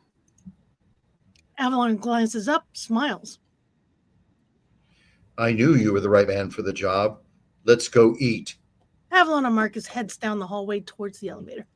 There you go. All right, 10 pages. Oh, now, wait a minute. I smell something here. Is Loki Avalon? Just want to know. Not giving spoilers right now. There you go. Totally No spoilers for you. All right. But that would be a neat trick to hack the prison while he's in the room with Marcus. That would be, yes. All right. Well, I mean, stuff happened. We have a touching moment between Marcus and his sister, I think. I believe it's Yes, his sister. Yeah, loved one, family member, sister. and he's arranged. He's working with Avalon. They seem to be getting along okay. In fact, I'm almost feeling a bromance developing. And there's a plot maybe to get Prion. With apparently Loki threatening and sort of helping. Yeah. so there you go. We're moving in the right direction. What do you think, Dave? Actually, I like it a lot. I like the human element with the sister a great deal. They actually kind of act like brother and sister. I wish they would also. She teases him just as much as like calling him the little brother, even though she's 14. So, and he's older than her. Yeah, exactly. I thought that was really good, honestly. The thing is that she doesn't seem scared or ashamed that her brother was in prison. It's like, oh, you're working at the FBI. Ooh. Do you get a gun? Do you get to kill people? Maybe I should add that. That would be a fun line. I don't know. Do you get to kill people? Is it classified? So if it's classified, what happens if I expose it? Do I go in prison? There you go. Do I get killed? So, well, she does say that. Well, she's also in a hospital suffering from leukemia, so like she could literally die at any moment. So like her making it's more of a it's meant to be more of a joke, as in, oh, are you going to have to kill me? Like I'm practically on my deathbed as it is. True. It's so gallows humor. Yeah, gallows humor. I think if you're 14 and you were born with leukemia, you're going to have a little bit of that in your life. Yeah, it's true. It's very sweet. Robert. Moves better. You made some really some minor changes that made it go from stage to stage, and they weren't huge changes, so you didn't have to like reinvent who the character was at that moment. And it's smoother, and you've gotten away from all the titles that always drive me nuts. They've gone to a first name basis, and they're working with each other. So that part's good. I'm going to go in agreement with Diane on. I would like to see April display a little more knowledge about her brother's character when she goes like like that. Why are you working with them? This is this isn't you. You're anti-authority. It's just something that says she knows his character better than any other human around, even the parents, and you kind of dance around it because of she's telling go evil, go easy with the parents and do all that kind of stuff because I know how you are with the parents. That I was expecting some kind of thing like that because growing up with two older sisters, I know a lot about sisters, and they're fucking bossy when it comes to their brothers. Period. Oh yeah. And so she should do it. She should go there. Be a little bossy, but also like. She seems to be the only one who actually contacted him in jail because the parents apparently didn't. So I assume that she just called him all the time. So, right? I didn't know that. I got like I thought she didn't see him. Nobody went to see him when he was in prison. But she's but again, he gave her an out because she's in and out of hospitals. Yeah. She wouldn't be allowed to go visit him because of her health condition. Like, who knows? Yeah, what kind but of I assume she emails him, contacts him somehow. Like, no, he was cut off from computers completely. Yeah, he's not allowed to use computers. Then she probably wrote him a lot of letters. Yeah, you know what? I will mention that. I will add that as a note, and I'll also add the anti-authority aspect because that's going to be a major character thing that he's going to have to deal with toward the end of Act 2. And she would know that. She would know that at the root level of his, growing up. Yeah. Yeah, and also like she would probably even like he has a phone. Like he's not allowed a phone. All of a sudden he has a phone. So well, no, he has second phone. It's his second phone, isn't it? Yeah. No, it's his first. No. You talking about Marcus? Yeah. No, yes. Marcus has the phone that's given to him by the FBI. Yeah. Everything he does on it is monitored. He could call or text his sister, but everything that he tells her is going to be recorded. Because everything that he does on that device, because again, he's a known hacker. So anything he does on that device, they're going to be tracking. As I was saying, she can comment that he has a phone. how is it that you have a phone and you never fucking text me? You asshole. It's like, this is Perfect. monitored by the FBI. Perfect. How long have you had that phone? They have a And you didn't leash text on me? you, like a The dog. detective work, No, I like it. I like it. I'll tweak the. It's good. It's good sibling banter, if nothing else. Mhm. So How can we make it better, Diane? I think we just did. Oh, did we? Okay. All right. All right, there we go.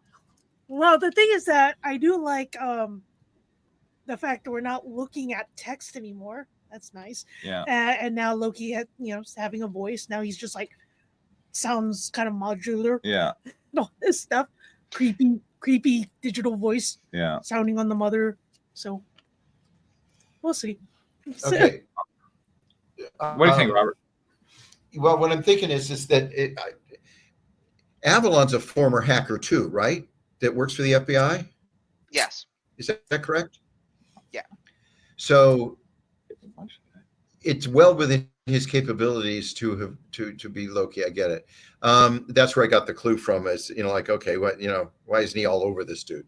But and that's a question that's going to keep coming up as you tease that notion of who Avalon is, because we're finding letter by letter in the dialogue and a little bit more about him as we go along.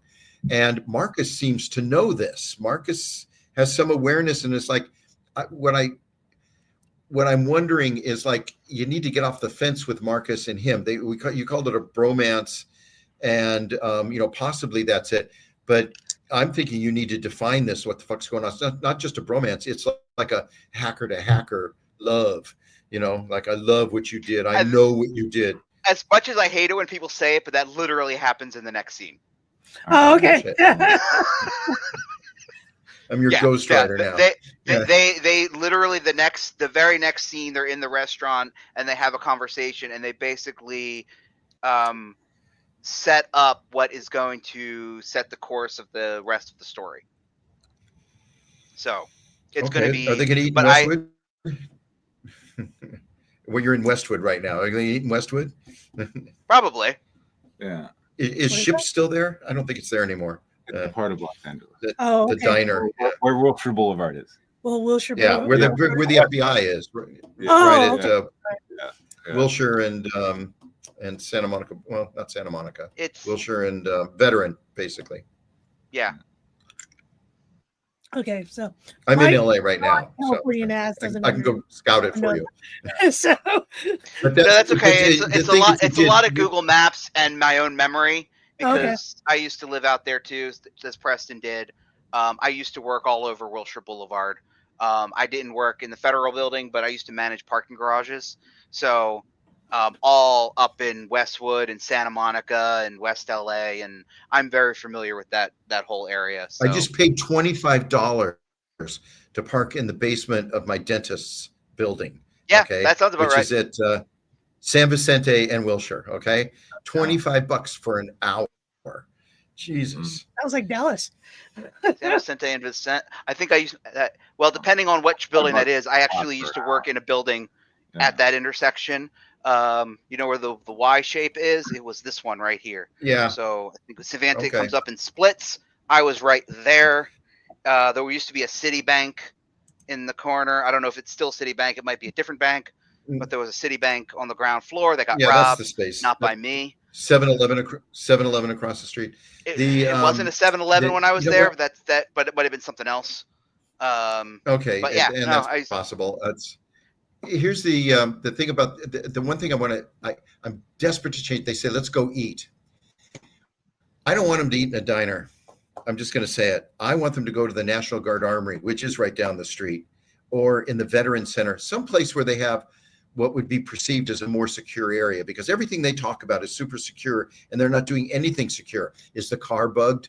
Are the phones, picking it up? Like every time I say cat food, I get cat food ads. I mean, this kind of thing. What's secure? They need to be in a fucking skiff of some sort. And that would be multiple places, whether it's within the FBI. I actually have a solution for that, and that's white noise generator apps. Okay, there you go. So you need to say it. That's it. Yeah. Yeah. Okay. Yeah. As long as you address it. I feel that there's so much talk about security, like and what to say and why is that gone, and who's pulling that off of your phone. I know there's lots of ways you could be explaining it, and maybe I have an insight into what those would be, but either way, going to a diner and talking about super secret stuff. Yeah, no, I have God, thought about a lot of that stuff. Okay, all right, good.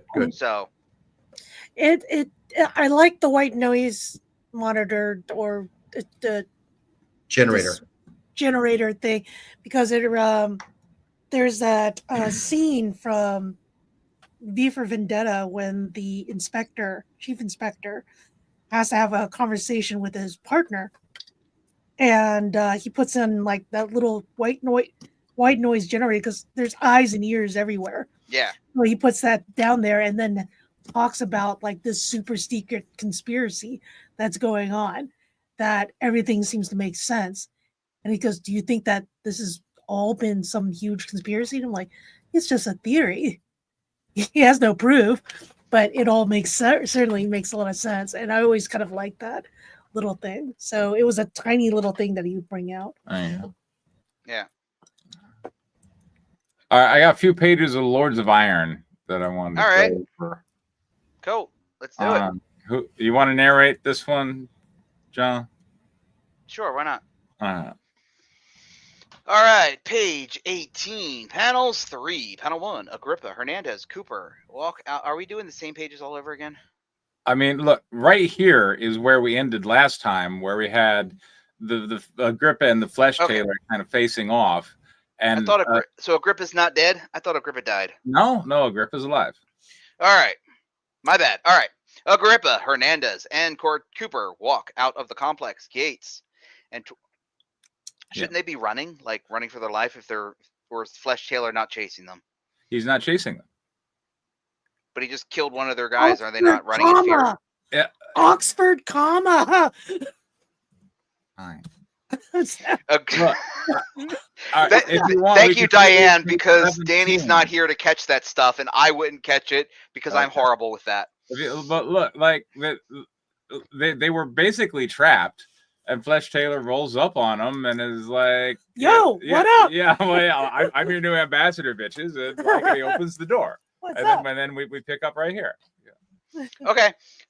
Agrippa, Hernandez, and Cooper walk out of the complex gate and toward the Dragoon armored troop carrier. His arms held wide, the Flesh Tailor stands in the middle of the open, welcoming everyone to approach. Caitlin, an early 20s Asian, walks toward him with her hovering camera drone in tow. Invitation. What? That should be opening. Okay. Yeah. What just happened?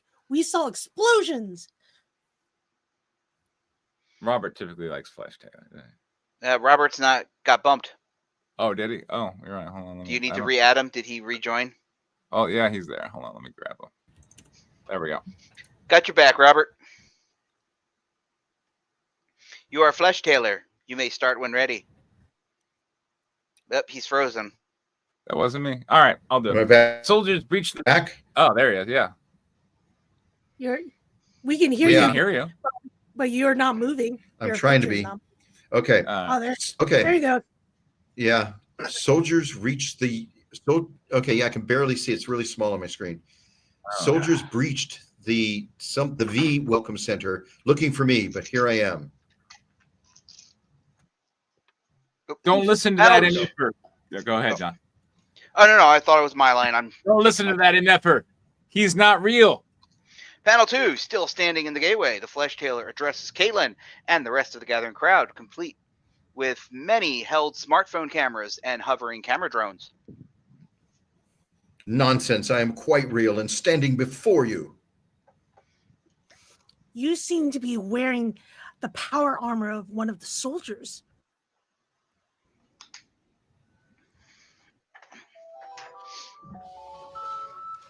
And Robert, you got that line. The person. Yeah. There we go. The person formerly known as Taylor entered this complex 3 weeks ago. lost and confused. I have since transcended mere physical form to become a digital consciousness able to move bodies at will. Through V technology, anything is possible. If I wanted to, I could design a new host body from the ground up to inhabit. As long as a backup exists of my mind, I live forever. Then you got to go Yeah, down. you're going full cyberpunk on this one. Well, it's just I told you it's a cyberpunk story. Anyway, Panel 3. Yeah, Caitlin listens captivated. Oh yeah, Caitlin Listen's captivated. We all naturally fear the unknown, but I am here to say that an entirely better existence awaits you, one free of death and disease. Page 19, panel 1. Admiral Oliver Hood, mid-40s Englishman who, as per the portrait of him in issues 1, page 8, shows, sports a cybernetic implant on the right half of his face, sits at the head of the conference table wearing the formal uniform of the United Earth Space Force. President Alberto Gonzalez, mid-50s, balding Latino, attends the meeting virtually, his visage gracing a nearby monitor. Director Raymond Montalban. Montalban.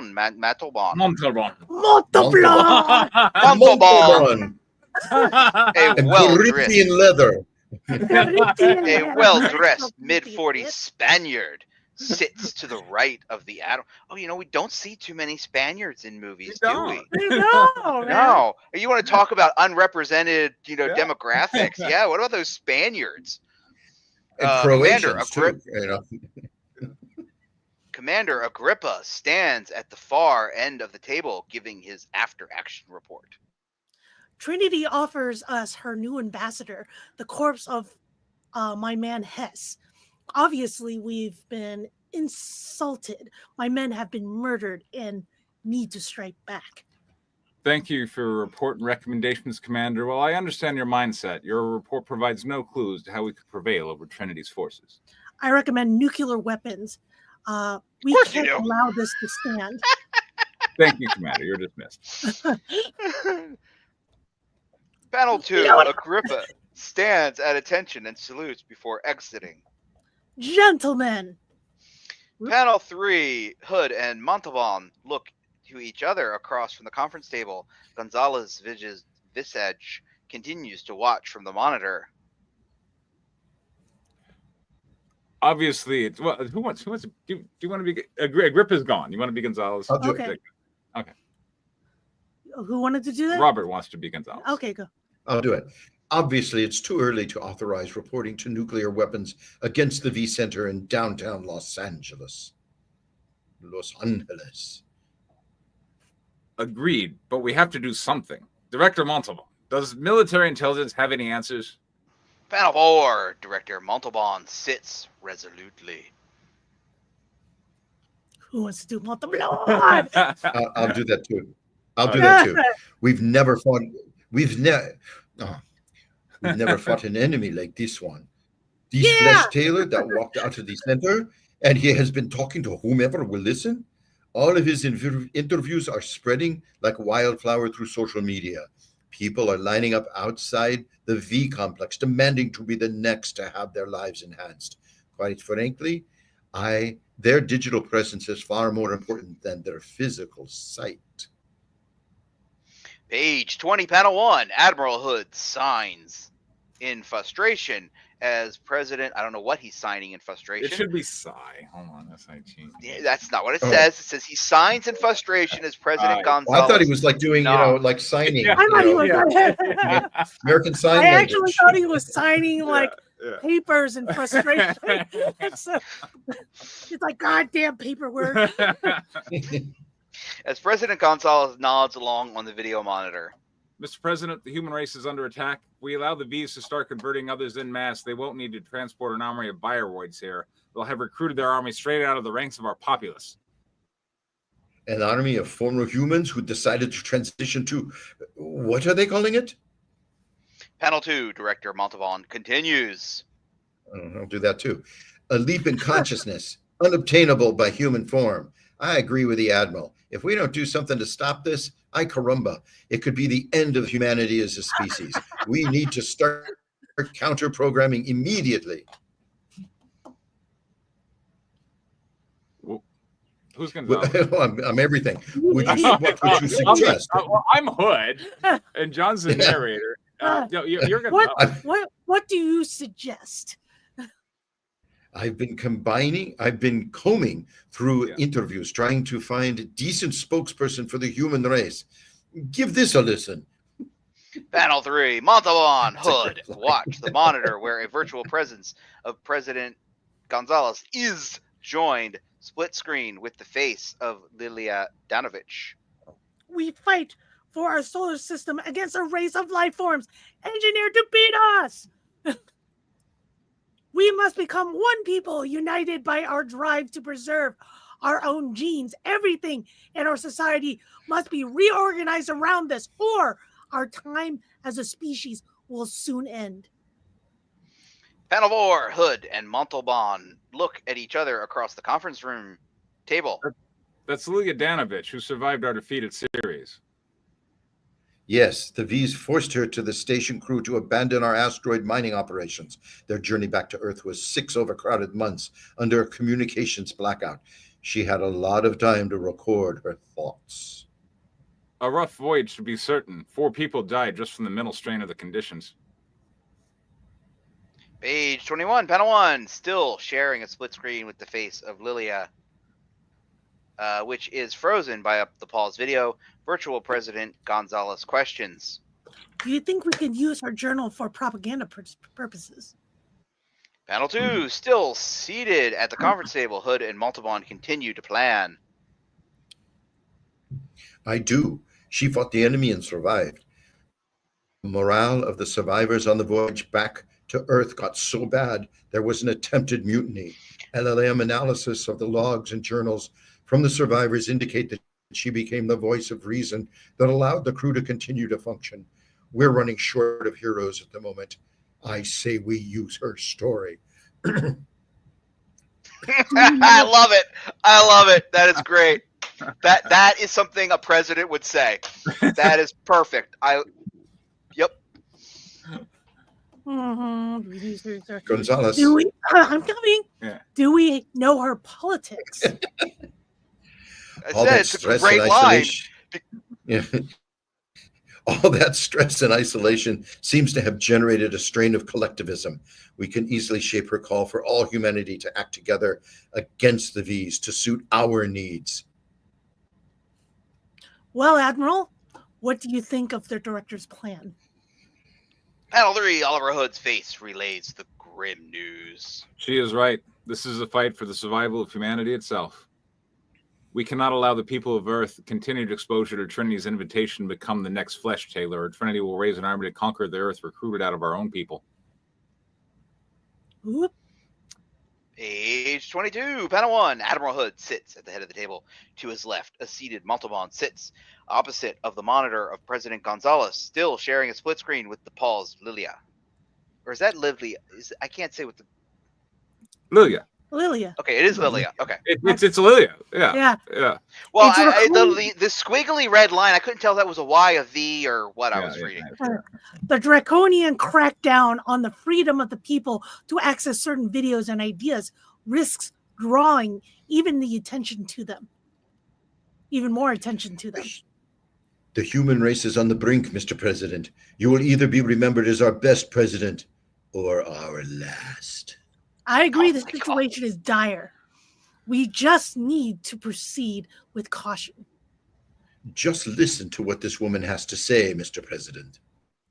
Panel 2, President Gonzalez shares a screen with the video of Lilia.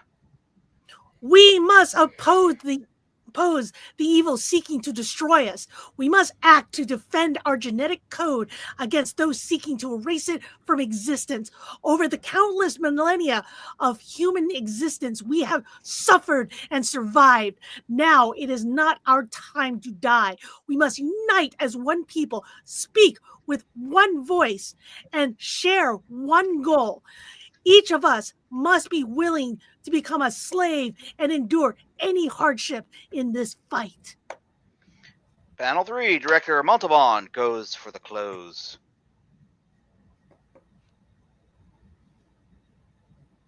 Am I Montalban? Yes. Yep. We allow the survivor of Ceres to speak to the people, hungry for a hero, hungry for purpose. They will fall into line. Hasta bien. All right, that's just what I Está got. bien. Estia. Oh, I'm sorry. Está bien. Esta. Estia Esta. bien. Yeah. Estia bien. Esta, actually. But, Esta. Okay. So that's kind of how I'm closing issue 2. What do you think, John? I like it. I like bringing Leah back. I feel like that's going to give us a hero character that we can root for. So I like that aspect. I liked some of the internal political scheming and the planning their propaganda, that sort of a thing. I liked that. I love the line about, do we know her politics? Like, that's just something a politician would totally say. Like, if she has got the wrong politics, then what could that, we don't want to promote somebody that has the wrong political views. Right. has she rented So- an X-rated video? Mhm. So I thought that was a really good line. Yeah, overall, I feel like given the setup, I think this is a good way to kind of wrap things up a little bit and kind of reorient yourself and where the direction of the story is going to go. Like, Robert. do you have an idea of where the story is going to go from here? Well, I know the conflict. The conflict Okay. is going to be, essentially it's going to be collectivism for humanity versus essentially kind of, like free choice maybe, but So it's the Borg. yeah. Okay. Yeah. It kind of comes down to a conflict between two separate, somewhat Philosophies. This is somewhat collectivist approaches, but still. I got you. Yeah, one of them being very technology focused, and one of them being very identitarian. Our genetics are. Yes, we'll get to your script right next. Don't worry, Jimmy. Come on the stream, dude. Come on. Yeah, that too. Yeah, because you're not here, you go last. We need new actors. Yeah. We need actors. Okay, so I'll go. What I liked is the conflicts you set up of the different interests. They were pretty well defined, that each person has their own agenda and they're trying to nuance themselves into the other person's agenda. Between Gonzalez and Montalban, there's obvious tension yet cooperation, which is a delicate thing to be able to convey. And I'm going to say this is my perception of it. They treated the woman like some bizarre, unique, exotic, different entity in life. They weren't treating how they were trying to understand her and where she was at and what her value was like two guys sitting at a bar thinking that, like, is she going to like me? I mean, what does a person like that like? And, trying to, in using that information that she's logged through this 6-month journey back to Earth, that, or wherever it was, that it was very, very foreign to them. And they were trying to figure it out. Like, is it useful? What is it exactly? Who is she? I mean, they had no clue, like two guys at a bar trying to pick up somebody. What do you think, Diane? I like it. I like that the political struggle that's going on. Like they're vaguely threatening each other, but they're also working together begrudgingly, probably, most likely. but you could see that they do, like Robert says, they have their own agenda, and they're kind of, I could see them not, I could see them like push each other down just to get themselves up. But right now, Distrust, yeah, and there's a yeah, distrust there too. Yeah, there's a lot of distrust there. There's a lot of like, I'm gonna, and they don't really like each other, but they have to work together. It's like that. So, but I like also that they're already like contemplating how can we use this for propaganda. Yeah. So, and I'm just going like, God damn, man. So, God damn, but that's politics. That's right there. Let's take this person that we don't fucking know. Let's use it for our propaganda, for our own. Let's use her as a pawn in our own little game of power. To hell with everybody else. And the fact that you also have the background of this revolutionary or terrorist, because whoever is one person's revolutionary is another person's terrorist. So as the old saying goes, and her going on like, this is about the individuality and all this stuff, where you having the politicals. Oh, they have already said it. The political part, their political ideals, I suppose, they are very. It's said right there. They basically put like a little goalpost saying like, this is where I'm standing right now. Now I don't know if it'll move as the story goes on, but they seem pretty permanently there right now. So we'll have to see. I'm wondering if the V's are going to do something that's going to move that post around to either to their advantage or disadvantage. So how could it be made better? Well, I'm just trying to figure out what they're going to do in the next issue. So all right, John, what do you think? I feel like you have way too. The art direction in every single one of those last couple pages just felt way too much of the same.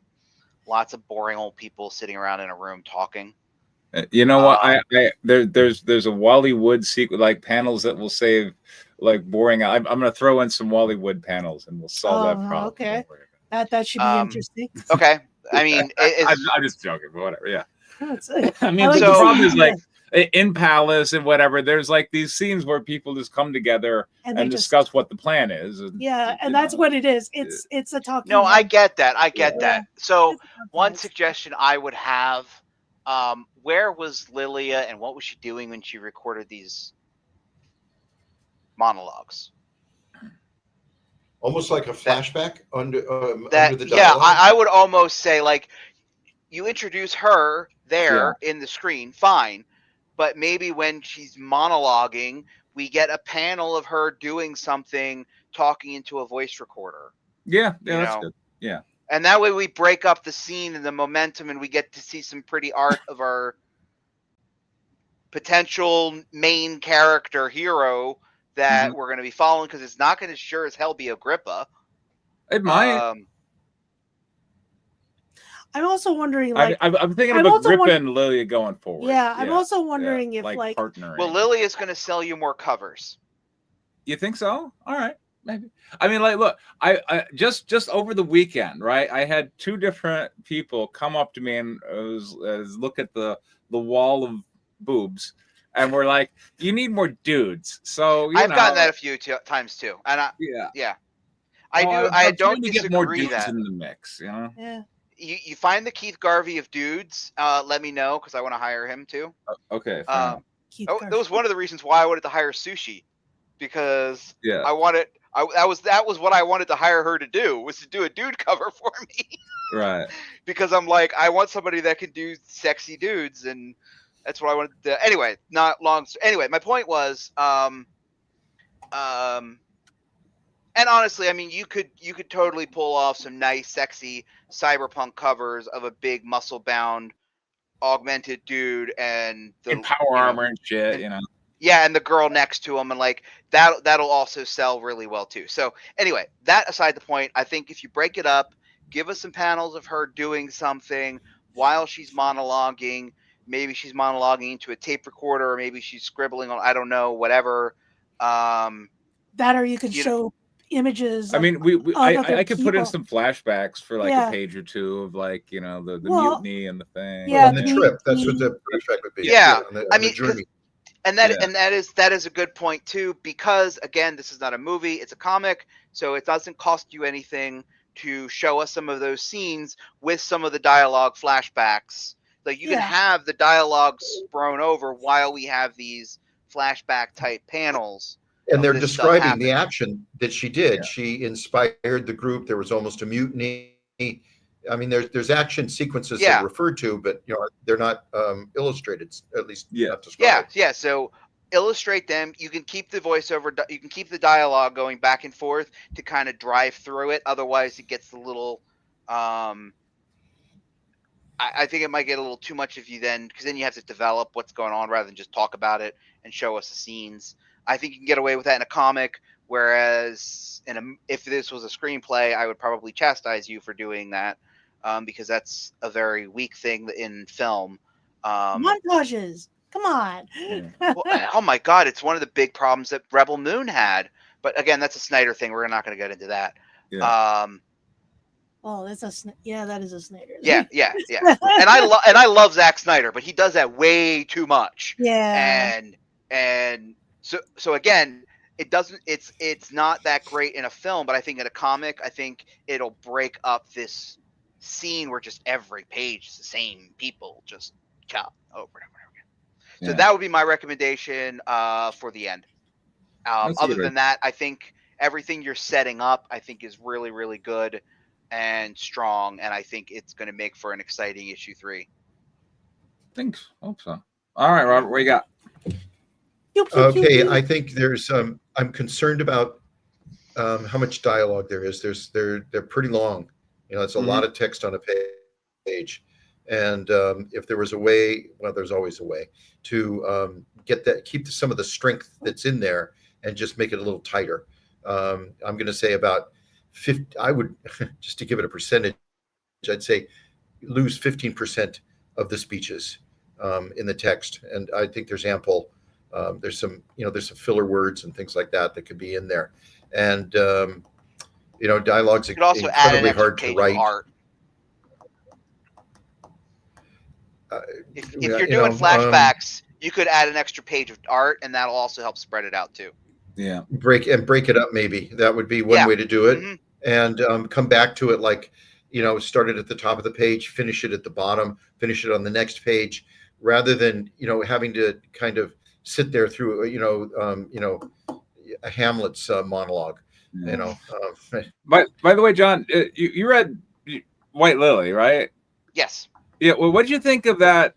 Where they're in the bar and they start talking about like folk stories, and we have like the thing where they're seated around a table, but the background becomes the folk story as they're relaying them. Do you remember that scene? Was that a 2-page spread you did around the thing, or am I thinking of Guinevere? You did that with her. Yeah, Guinevere did that. No, this was I don't know, but yeah, like that's one way I could do it is like I have them sitting there at the conference table, but in the background is kind of like that is a way to do. There are multiple ways that you can do that, and knowing your budget and your artists, I'm sure they could pull off whatever it is that you want. Okay. Yeah, all right, awesome. Okay. Let's get to Draco's script. And yeah, I feel like Erwin said he's hoping to make it, but I guess well. All right. Well, Draco's got what, 2 pages for us, or 5? He's got 5 pages. 5 beautiful pages. Oh. It's a film, right? It's a short film. I'm assuming it is. I haven't. He said short film. Yeah, short film. All right, let's see if Draco can write us a 5-page short film. Jeez, dog. Dog audible. Yeah. Anyway. Sorry, Ginger, the little Ginger's being flatulent. All right, hold on. She did that on your pillow, by the way. That's awesome.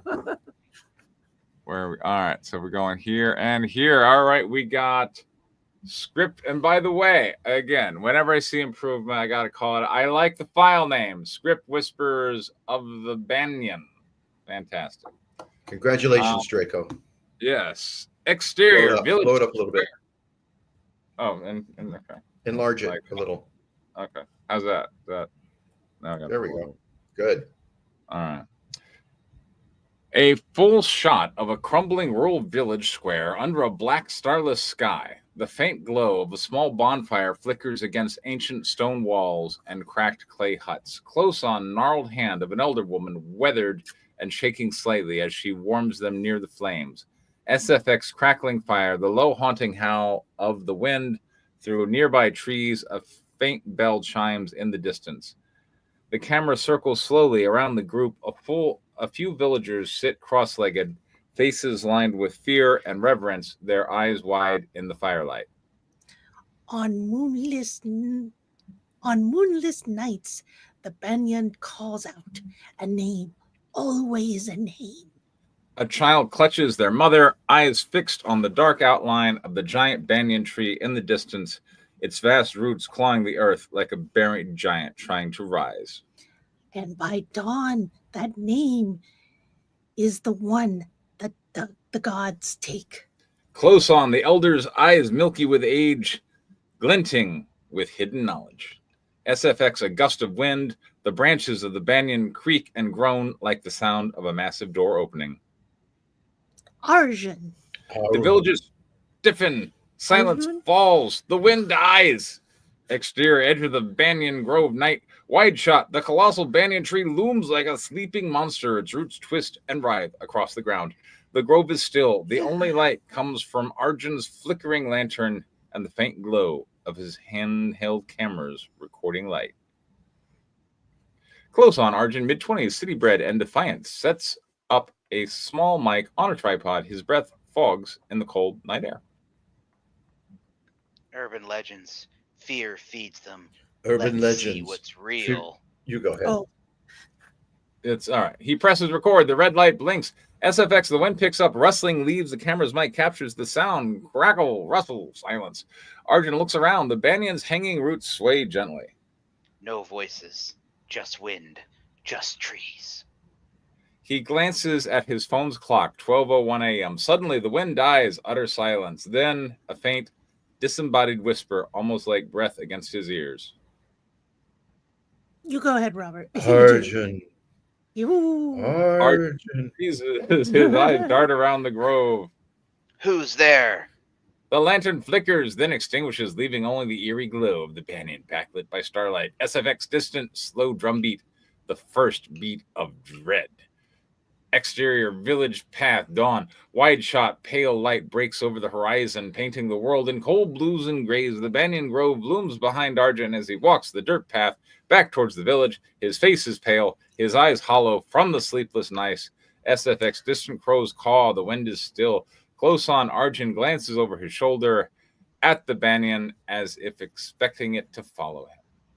Villagers stand in the small clusters along the path, watching him in silence. Their faces are drawn, their eyes are filled with pity and fear. A child peeks from behind their mother's sari, pointing a trembling finger at Arjun. He heard it. He's marked. SFX, a temple bell chimes once, twice, echoing through the air like a funeral toll. By the way, I mean, this is totally fine in a comic book, but I think in a screenplay, you don't put SFX. You just put like you would go a temple, temple bell chimes just in big block letters, and that's typically how you signal sound effects. I mean, Yeah. not this is necessarily. I think it's more correct. It's overdone. I was going to comment on that, but Okay, it's yeah. done. Arjun stops, confused. His breath quickens. He looks at the villagers. Yeah, me too. What? What did I do? The villagers lower their heads, backing away as if distance might protect them. Wide shot, Arjun stands alone on the path, the banyan's shadows stretching long across the earth behind him. Interior Arjun lodging, late afternoon into night. Montage sequence fragmented and unsettling. Shot one, dim light filters through the cracked window, shuddering. Arjun sits at the small wooden table surrounded by old village journals, tattered maps, and fading photographs of villagers next to the banyan tree, their eyes scratched out of their faces blurred with age. SFX, a relentless low hum like wind trapped inside walls. Shot two. Close up on Arjun's hands, they tremble as he flips through the journal. The page reads, Those who hear the tree's whispers are claimed within 7 sunrises. 7 days. 7 No days, no escape. I'm We'll both Arjan. read it. Yeah. Okay. 7 days. I've heard that. Oh my god. Shot 3. Arjun stares at his reflection in a cracked mirror. You will die in 7 days. Yeah. Blah, blah, blah. Dark circles under his eyes. His skin looks paler, almost bruised around the neck, as if unseen fingers had gripped him in his sleep. He touches the marks, recoiling as if burned. Shot 4. The room darkens. The shadow of a banyan through the tree is nowhere near, creeps across the floor and climbs walls like spreading ink. SFX. The whispers grow louder, layered voices, unintelligible but filled with malice. Shot 5. Arjun backs into a corner, breathing hard. He grabs a journal like a talisman, his voice shaking. It's just a tree. It's just a tree. Exterior Banyan Grove night, wide shot. The banyan tree rises like a black titan against a starless sky. The grove is dead silent. Even the wind dares not stir. Arjun stumbles into the clearing, sweat-soaked, desperate, lantern in his hand, his clouds in the cold night air. His eyes are wild, sleepless. Please, I'm sorry. I didn't believe. I didn't know. He falls to his knees before the tree, clutching at its roots as if begging a god for mercy. SFX, a branch above creaks impossibly loud, like bones breaking. The tree seems to lean in, listening. A voice, layered, ghostly, drifts all around him. Robert. Arjun. Arjun. His lantern flickers and extinguishes, leaving only moonlight piercing the grove. Close on the tree's roots, slowly, almost imperceptibly shift. One coils around Arjun's wrist, then another around his ankle. No, no, please. The roots tighten, dragging him towards the trunk. His nails claw the earth. His screams fade into the night. Wide shot, a banyan stands still once more, ancient and patient. The wind returns, rustling its leaves gently as if satisfied. Text over black. Every legend has a price. Final whisper, barely audible. And then we got Who's next? All right, that was there we go. That was our short. Congratulations on writing a short film. There we go. Yay. Yay. I mean, look, it seems scary. And Danny's not even here. He's not. Oh my He's God. not. Because I he was know. the one that was challenging you to do this, and even we're writing an 8-page comic. You know, like Yeah. because he does horror anthologies. Like, All right, he's Diane, totally you down for are that. the horror aficionado. What do you think? What did you like about it? I think this is his best thing that he's written. Best thing ever. Look at Look at that. that. I mean, like, I am very impressed. Yeah. Honestly, it has wonderful tension. It has atmosphere. There's certainly some conflict. There's internal conflict in this. What's the internal conflict? Arjun's trying to not freak out. All But right, this sure. voice is coming towards him. We don't know if that's his, like, if that's the wind. Is that a spirit? Is that a thing? Yeah, so Right. it's kind of a mystery. Mm-hmm. So, and I'm wondering if it's like internal or if it's external, Mhm. like it's coming from the outside inside. We don't know because it's a short film. Right. So, but it is a voiceover. It seems to be sounding like the wind. Yeah. So, and I'm wondering if he is on the verge of a mental breakdown, Yeah. or if that is actually like a ghost, or a soul reaching out to him, or something like that. It's kind of a mystery. And it certainly seems pretty easy to film. Yeah, I right? think Like it's it just pretty needs a easy. tree. It needs a tree, right? Yeah. It needs that you do need a lot of Foley, but Foley, that's easy. yeah, you can say Sound that. effects are easy. Yeah, you can say that, but making them not sound like you've heard it all the time before is hard. As someone who has Foleyed before, so because you don't want to take something from an archive because you've heard it before. You want something organic, and you kind of want to make your own sound, and it's kind of tricky actually to make it right, Well, especially the sound design in something like this is going to be very important. Yeah, absolutely. Something like this is going to be extremely important, and I feel that I would rather do this organically from like my own way rather than take something from an archive, unless it's like At- really, really good. So Just have ChatGPT do it for you. It'll come up with something brilliant. There you go. Shut up. Shut up, John. So it'll probably sound like, hey, the tree, and it's gonna go like squeak. So, It'll be a Wilhelm scream. That's Yeah. all it'll be is Wilhelm scream. well, screams. But I do like the branches Mhm. are I love like the branches crackle like bones. I just love that your descriptions are really, really good here and they work. And I can actually, this could honestly be a short story also Sure. that can be read and for an audiobook. Mhm. And it would have been just as interesting, particularly if you added more Foley Yeah. to it and had like sound effects to it. But then again, it works with just the words itself. So good job. Yeah, we have a character. We kind of get to know them and their predicament. Mhm. And I and think the evil the tree is its own character. The tree is its own character. Yes. Yeah. And we have kind of dialogue between The tree and him and the dude. and the dude. Good job. There you go. Done in 6 pages. All right, John. Yeah, no, this definitely plays into Draco's strengths, which is him crafting like atmosphere, like describing how the shadow of the branch is on the wall. Like you can feel like it closing in on him even when he's in his room and he's reading the journal. The way he just describes, like I could see like the shadow of the branches creeping across the wall, like actually I think it was it Sleepy Hollow might have done it, something similar, where like you see like it looks like a bony hand like reaching out, and then it's just a shadow on the wall or something like, or it's a shadow that looks like a bony hand reaching out, but it's just a branch of a tree. Like there's those kind of visuals and stuff like that. You mean like the animated? Like the animated? Maybe it was the animated one. I don't remember. Because the Cat and Nine Tails, like it sounds like horses gallops, and it was doing that. There was also the tree branches that looked like bony fingers. There was like an owl, like the tree looked alive, but it's owl eyes. Right. Yeah. Yes, that's probably the one that I'm. So that kind of like this had a lot of that type of imagery in it, which I think was really solid, and I think can really lean into that horror aspect. It's also very filmable on a very small budget.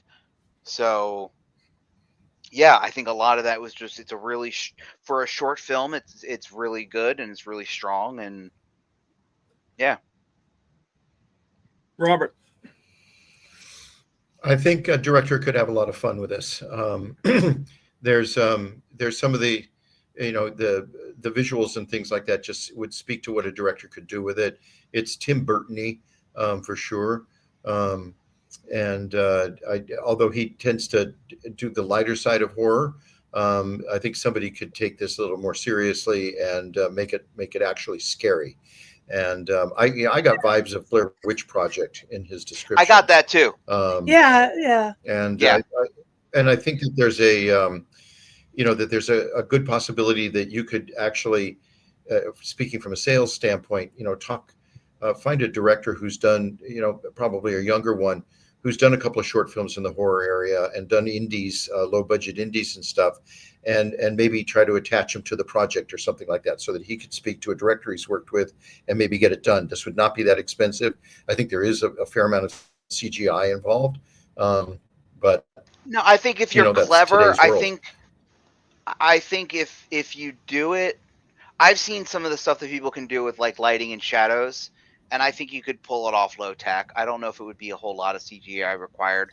Maybe for like some of like the sky and some of the other shots. And the roots pulling him along towards the tree. The roots pulling him along towards the tree. Yeah. That could be done practically. That can absolutely be done practically. Yeah. Okay.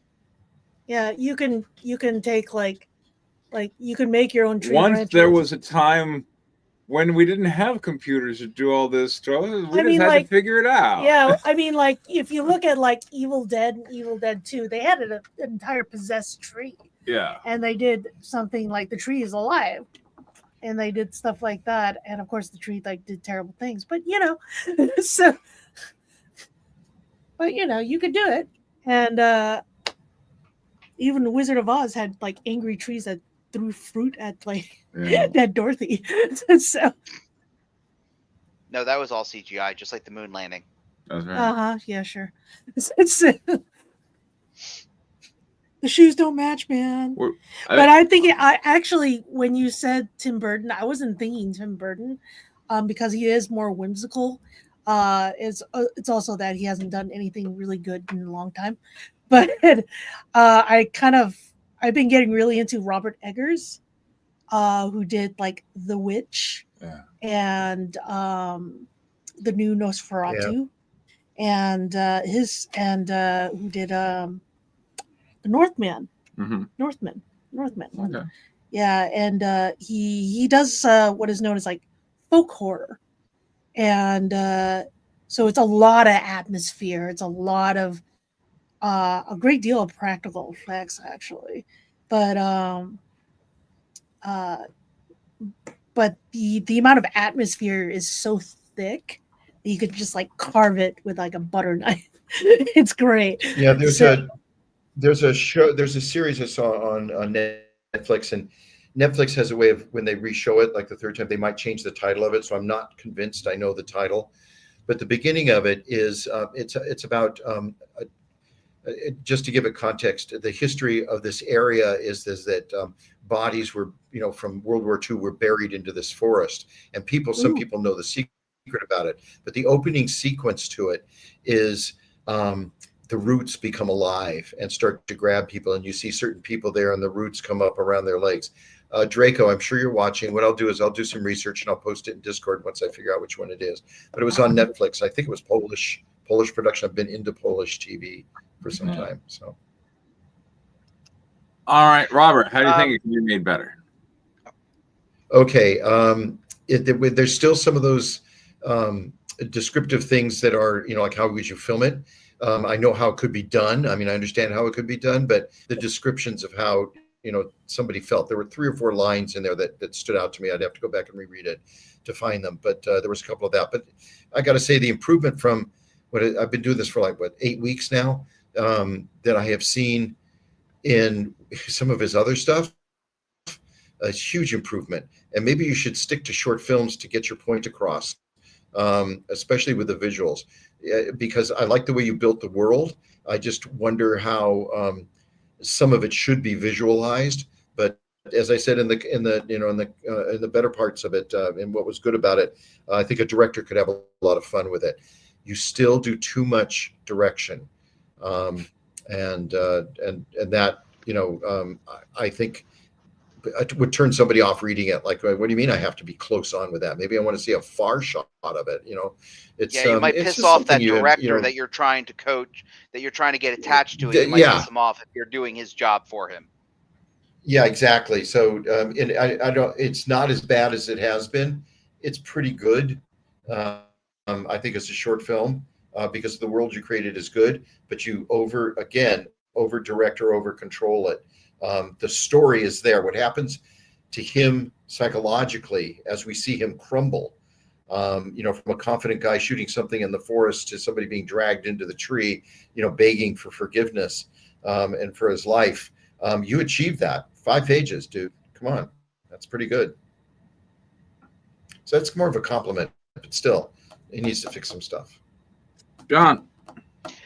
The only thing I would really say needs a little bit more development is I don't really understand our main character, what he wants, why he's there, or why the tree wants him. I mean, maybe we don't know why the tree wants him because that's part of the mystery and the horror aspect. But I kind of just feel like I don't really understand like why he's there. Like, is he there to debunk it and he ends up falling victim to it? I also didn't understand the time frame because it felt, the way you described it, very old, like 1800s, maybe 1900s. Then he's got a camera with a light, and then I'm like on a tripod, and I'm like, yeah, they had cameras, but I'd like more specific, so like be more specific what the time period is. Is this like is it modern day, but he's going to like Salem, Massachusetts, where it's like they've got some of that old timey, you know, still creepily haunted like parts of Salem, which I think it's one of the places I believe that's some place where they still typically shoot a lot of like those old movies. There's a lot of those little towns still in America that still look kind of old You mean like timey. Amityville Horror? I don't remember. I don't know where that was shot, but there are like some of those old towns. Usually, most of them are up in like the Northeast or in New England, because they tend to spend money to preserve it looking old timey. That's something, again, like I grew up in Philadelphia, so we would often go to historic Philadelphia, and the city and the state of Pennsylvania spend a lot of money to actually make it look old, even when they're replacing it. So like the cobblestone streets, then they get damaged, they'll replace them, and they, you know, like they keep it looking, period. And I know there's a lot of places in New England like that. I think there's a place in Salem that does that too. So I would say, so my point is, you can shoot it in that time period of like the 1900s, or if you want to make it modern, but in one of those type of places it's still creepy, I would lean into that a little bit, but let us know, because I was very confused about what the time frame was, because then he goes back with a lantern with that as a flame in it, and I'm like, if he's got a flashlight, why does he have a flame lantern? That just didn't make any sense to me. So, you know, again, if it's modern, does he have a cell phone? Does it not work? Like, these are things that, and then you describe the sky, and there's no light pollution.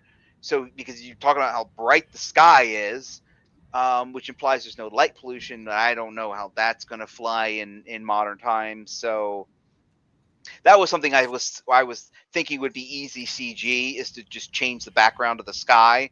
That would be something you'd want to do CG, because you get all the stars and all of that to make it bright. But yeah, no, I would clarify what time frame this is supposed to take place in. Okay. Okay. So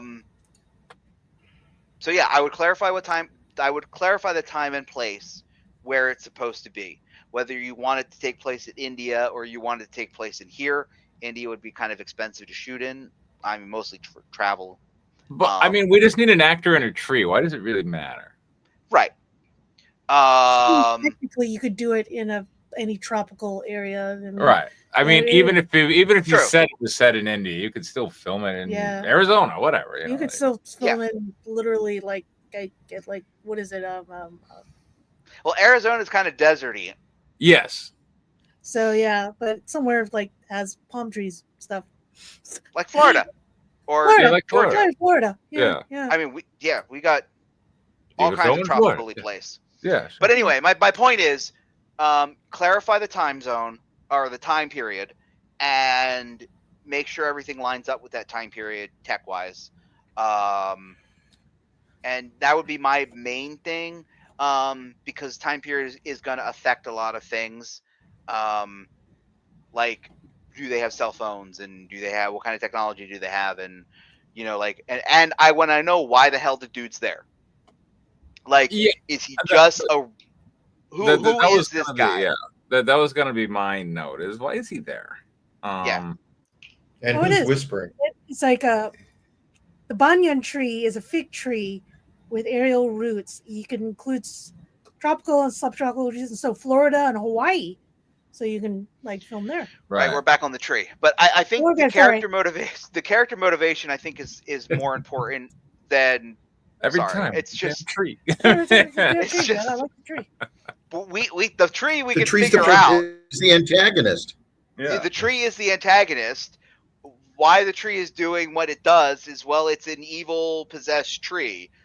That's what doing what evil possessed tree does. What I want to know is, why is our main character there? Yeah. And why does he not run away? Like, does he not have, if he's got 7 days, like, Why doesn't he run away and get on a train and get as far away? Maybe it's like what is that? Final Destination. You know, where they get the death prediction, and then they try to do everything they can to avoid the death prediction. And when you finally think they're free of the death prediction, bam, something happens. They get hit by a bus or something falls on them, and death prediction. I love the tire Comes scene. true. The tire scene in Yeah. Now, one of the things, I mean, they made like 15 million of those movies. There's as many Final Destinations as there is Fast and Furious movies at this point, and it's like they always come up with them for some reason.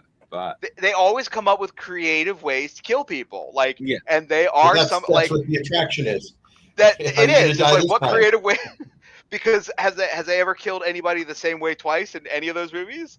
So it's like, what are they Actually, going to come no. up with next? Actually, no. So Yeah. far, no. Yeah. yeah, There are ones that harken back to old ones, but they're never quite. They're Mhm. not exactly the same. No. That is what brings. So anyway, I say all that to say, like, the character doesn't make a whole lot of sense. So I'd like to know why he's there. If he's a skeptic and he's trying to prove it wrong, that I think would add kind of some interesting stuff to that, his motivation, and would also make him want to stick around, and maybe it ends up coming after him anyway. Oh, he's a and witch hunter. He's a Maybe. Ghostbuster. He's a witch hunter. Yeah. maybe You know, that's why the tree's got to kill him. well, So and yeah, anyway, no, I found it would explain Yeah, why go he ahead. doesn't run away, which was one Yeah. of my other concerns.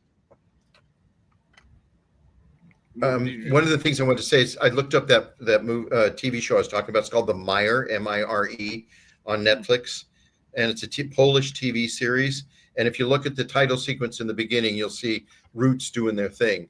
It's fairly creative, especially in the very first episode when they're doing a longer version of the intro.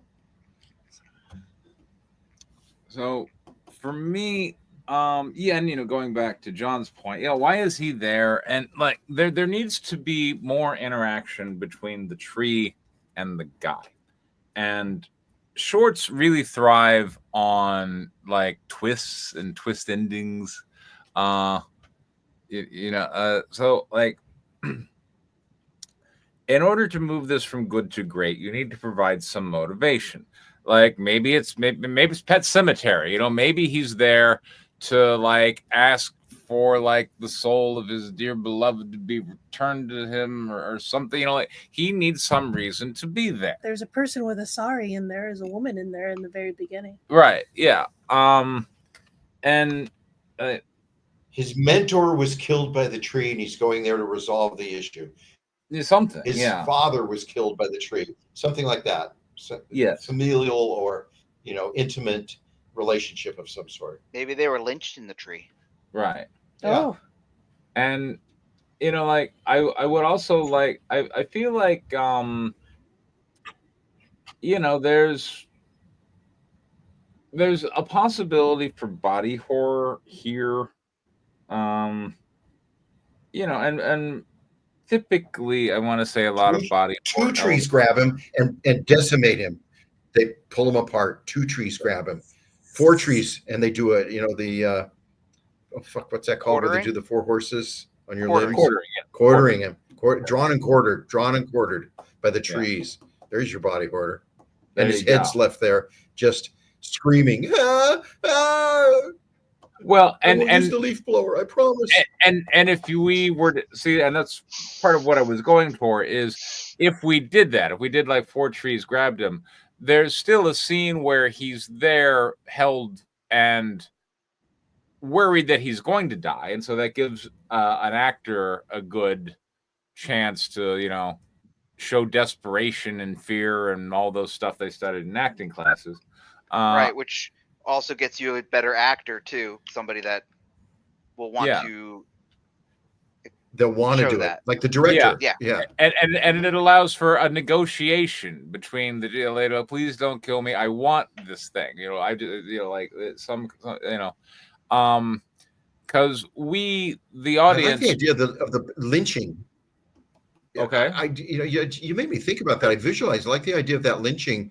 If the trees had been where they lynched people, and then suddenly the trees just reveal the bodies. They start falling, and bobbing at the end of the at the end of the rope, at the end of the hangman's rope, and he sees all of them, and that scares the crap out of him, and he doesn't want to go, but the trees won't let him go. So maybe he's a former Klans member, and the tree has the spirit of some slaves that were lynched. We would no longer be setting it in India, but sure. Okay, so I mean, okay. Again, I'm just trying to come up with conflict, what reason I'm saying for characters to okay, do things that they're so doing. Like maybe he. Okay, let me just. Maybe he's there like seeking salvation or redemption or something. Maybe that's why he's going there. Like this would be like something out of Twilight Zone, where he's like going there. Maybe we don't know who he is in the beginning or who he was. He goes there. He's seeking redemption or solace or something for his past, and then the spirit of somebody that he killed from his old clan days kills him in the similar way, and maybe the tree and maybe that kind of ties everything together, and then so something like that, like very, very Twilight Zone-y. Okay, so I'm gonna say something now. Actually, I'm gonna say that this is a short film. For a story, a script, I think this is actually very, very good for a short film that is apparently 6 minutes long. So I think it's fine as is. Now, if you would like to expand it, which is what we're trying to do to make it better, that's fine. I was actually looking up the banyan tree.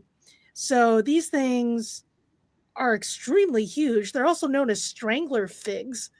So, because apparently these trees will strangle other trees and then take over. So, Wait, is that the they clear the forest? They clear the forest. Yeah, I think that's the roots through the area. Yeah. All right. So that's a very unique tree. That's a tree that essentially a bird has to eat the seed. Yeah. And then poop the seed. Yeah. On a tree, and then it will start to grow out of another tree, and then start to grow around the tree. So banyans are parasite consume. And so they end up being kind of okay. So let me tell you. Yeah, they're crazy. Hold on. Banyan trees live for centuries. They grow to immense sizes, both in height and areas of cover. Banyans sometimes are referred to as strangler figs because they often begin life as epithets growing on other trees, and the roots will eventually envelop it and kill the host tree. Yeah. So it's the national tree of India. It's also considered sacred in Hinduism and Buddhism, by the way.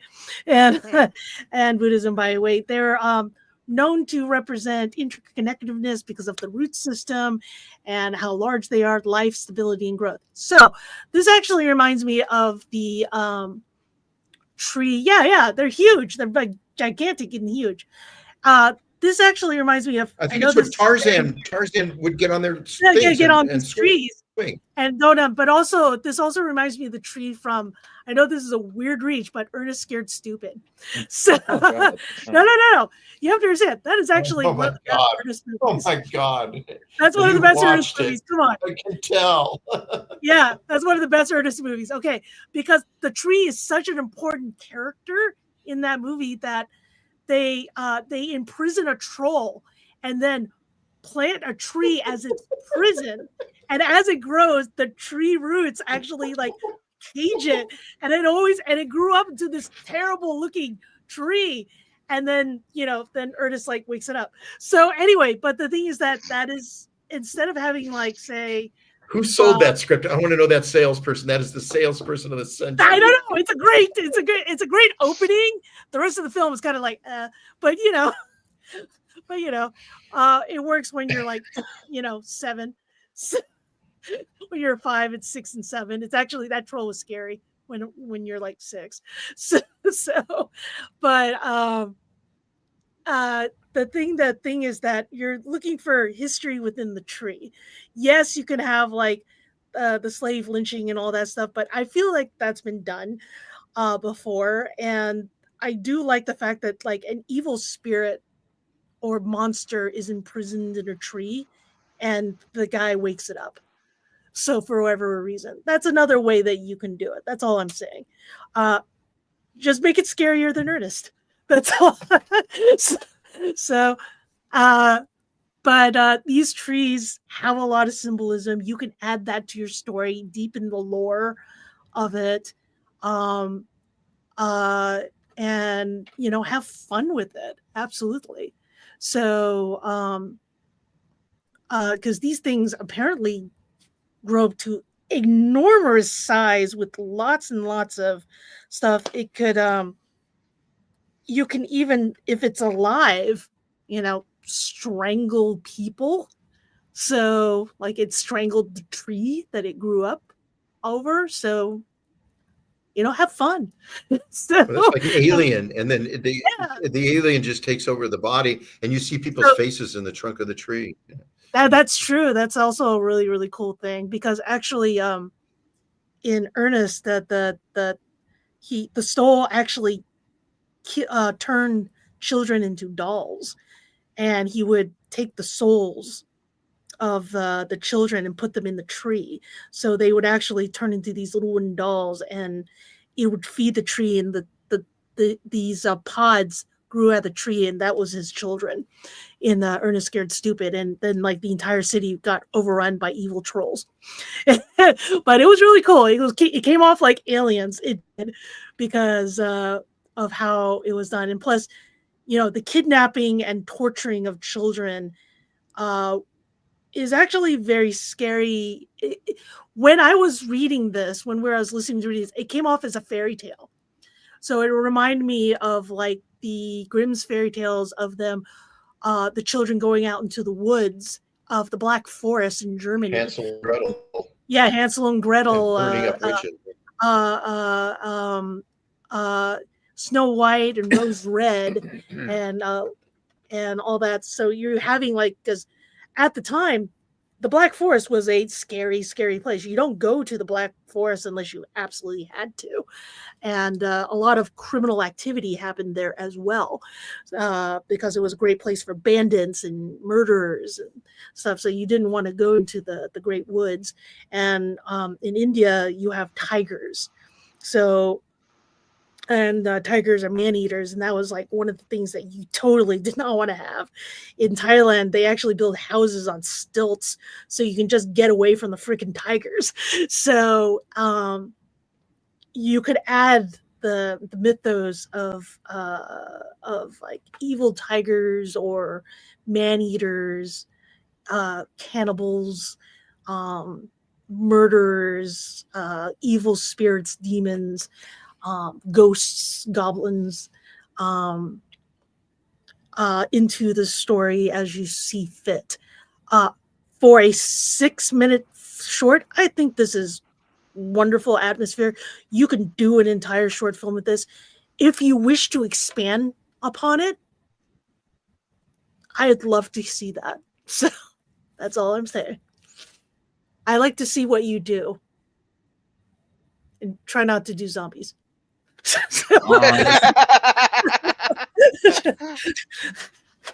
Okay, yeah, all right. All right. Those are all the scripts we had tonight. So, hooray. Next week, I think Danny will be back. Yay! He can tell us all. Good. He's got to get to work for me. Yeah. He can do the work for you. Well, all right. I sent him harpies too. I needed to start letters on it.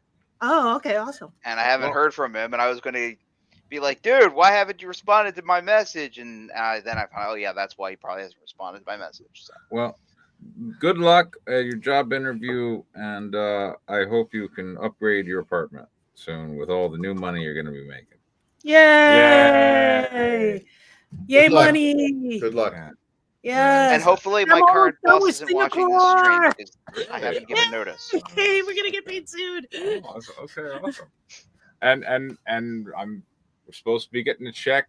Well, not you, but the family's supposed to be getting a check for Frontier Crucible. Well, yay! For Yay! you. What do you mean, boo? Boo for me. What do you mean? Boo for me. I won't. Is that the ROI check? Yeah. All right. So the way distribution contracts go, there's a minimum guarantee. That they'll promise you. You get your minimum guarantee and then overages. So the movie we don't even have a release date yet, but we have a minimum Not even guarantee. a trailer yet. Yeah, we You don't have a have a trailer distribution. You have a distribution Yeah. contract. Yeah. Oh, cool. So, but the minimum guarantee is going to be pretty close to our budget. I think after you Nice. figure in so and then overages is what's going to happen when the movie gets released, and then the distributor is like, okay, we owe you this much money from the sales of the film, which they will, first they'll compare that to how much they already paid you on the minimum guarantee, and then the amount that goes over, that's called overages. And we got Armie Hammer and William H. Macy and Thomas Jane. So Yeah, we're hoping. yeah, you're definitely going to get it back. You've got the but that won't happen until the movie gets released, and well, that would be nice. And you have to get your 20%. Yeah, they have the 20%, and then I have to wait for mine. Yeah. Once there's overages. Yeah. Which may take 2 years to 5 years or whoever. Oh, it's not gonna take that long. Yeah. This is why it's a risk. Yeah. This is what, but you got to pay the salary while you were doing it, though. She got paid production assistant for 3 weeks and $5,000 for the storyboards. Not exactly upfront. Not exactly upfront, but it's already in her account. It's my account, so I have to get paid for the rest. Yeah, and then there's and then there's a look. This was the way we structured it. We wanted to make a movie. I as executive producer sought to structure I did not want to way, wait 2 years for me to get some type of check. Right. Okay, so I like it when we're all incentivized to make a good product, right? So we're all waiting to get paid. When the movie did so well, look at that! It went over. And if it doesn't, I don't. And Danny, by the way, Danny has an invoice out there that because Danny did that too. Danny got paid, however much, like the PA rate, for his work, plus he gets a bonus in overages. Yes. So it's how I chose to make the deals. Yes. Which Dallas and Amanda were like, we've never done it this way before. I'm like, cool story, bro. Sorry. I'd like to get paid a little bit up front. Thank you. I got stuff to do. Expenses get magically added later on down the line. Give me the money. Like, in my economics class, the instructor was very, very adamant that you understood that money now is always better than money later. And, that's a good rule. That is a good rule. And I'm just kind of going like, so we can pay you later. I'm like, no. But when it comes to trying to put together a film, how much what your budget is the big obstacle, and the more you can get people to agree to money later, the better off you are. And Blumhouse does really well with that. So no, it is definitely a strategy on how to stretch your dollars. Stretch your dollars. Anyway, all right, next week. Good night, everyone. Take care. Good night, everybody. Make good choices.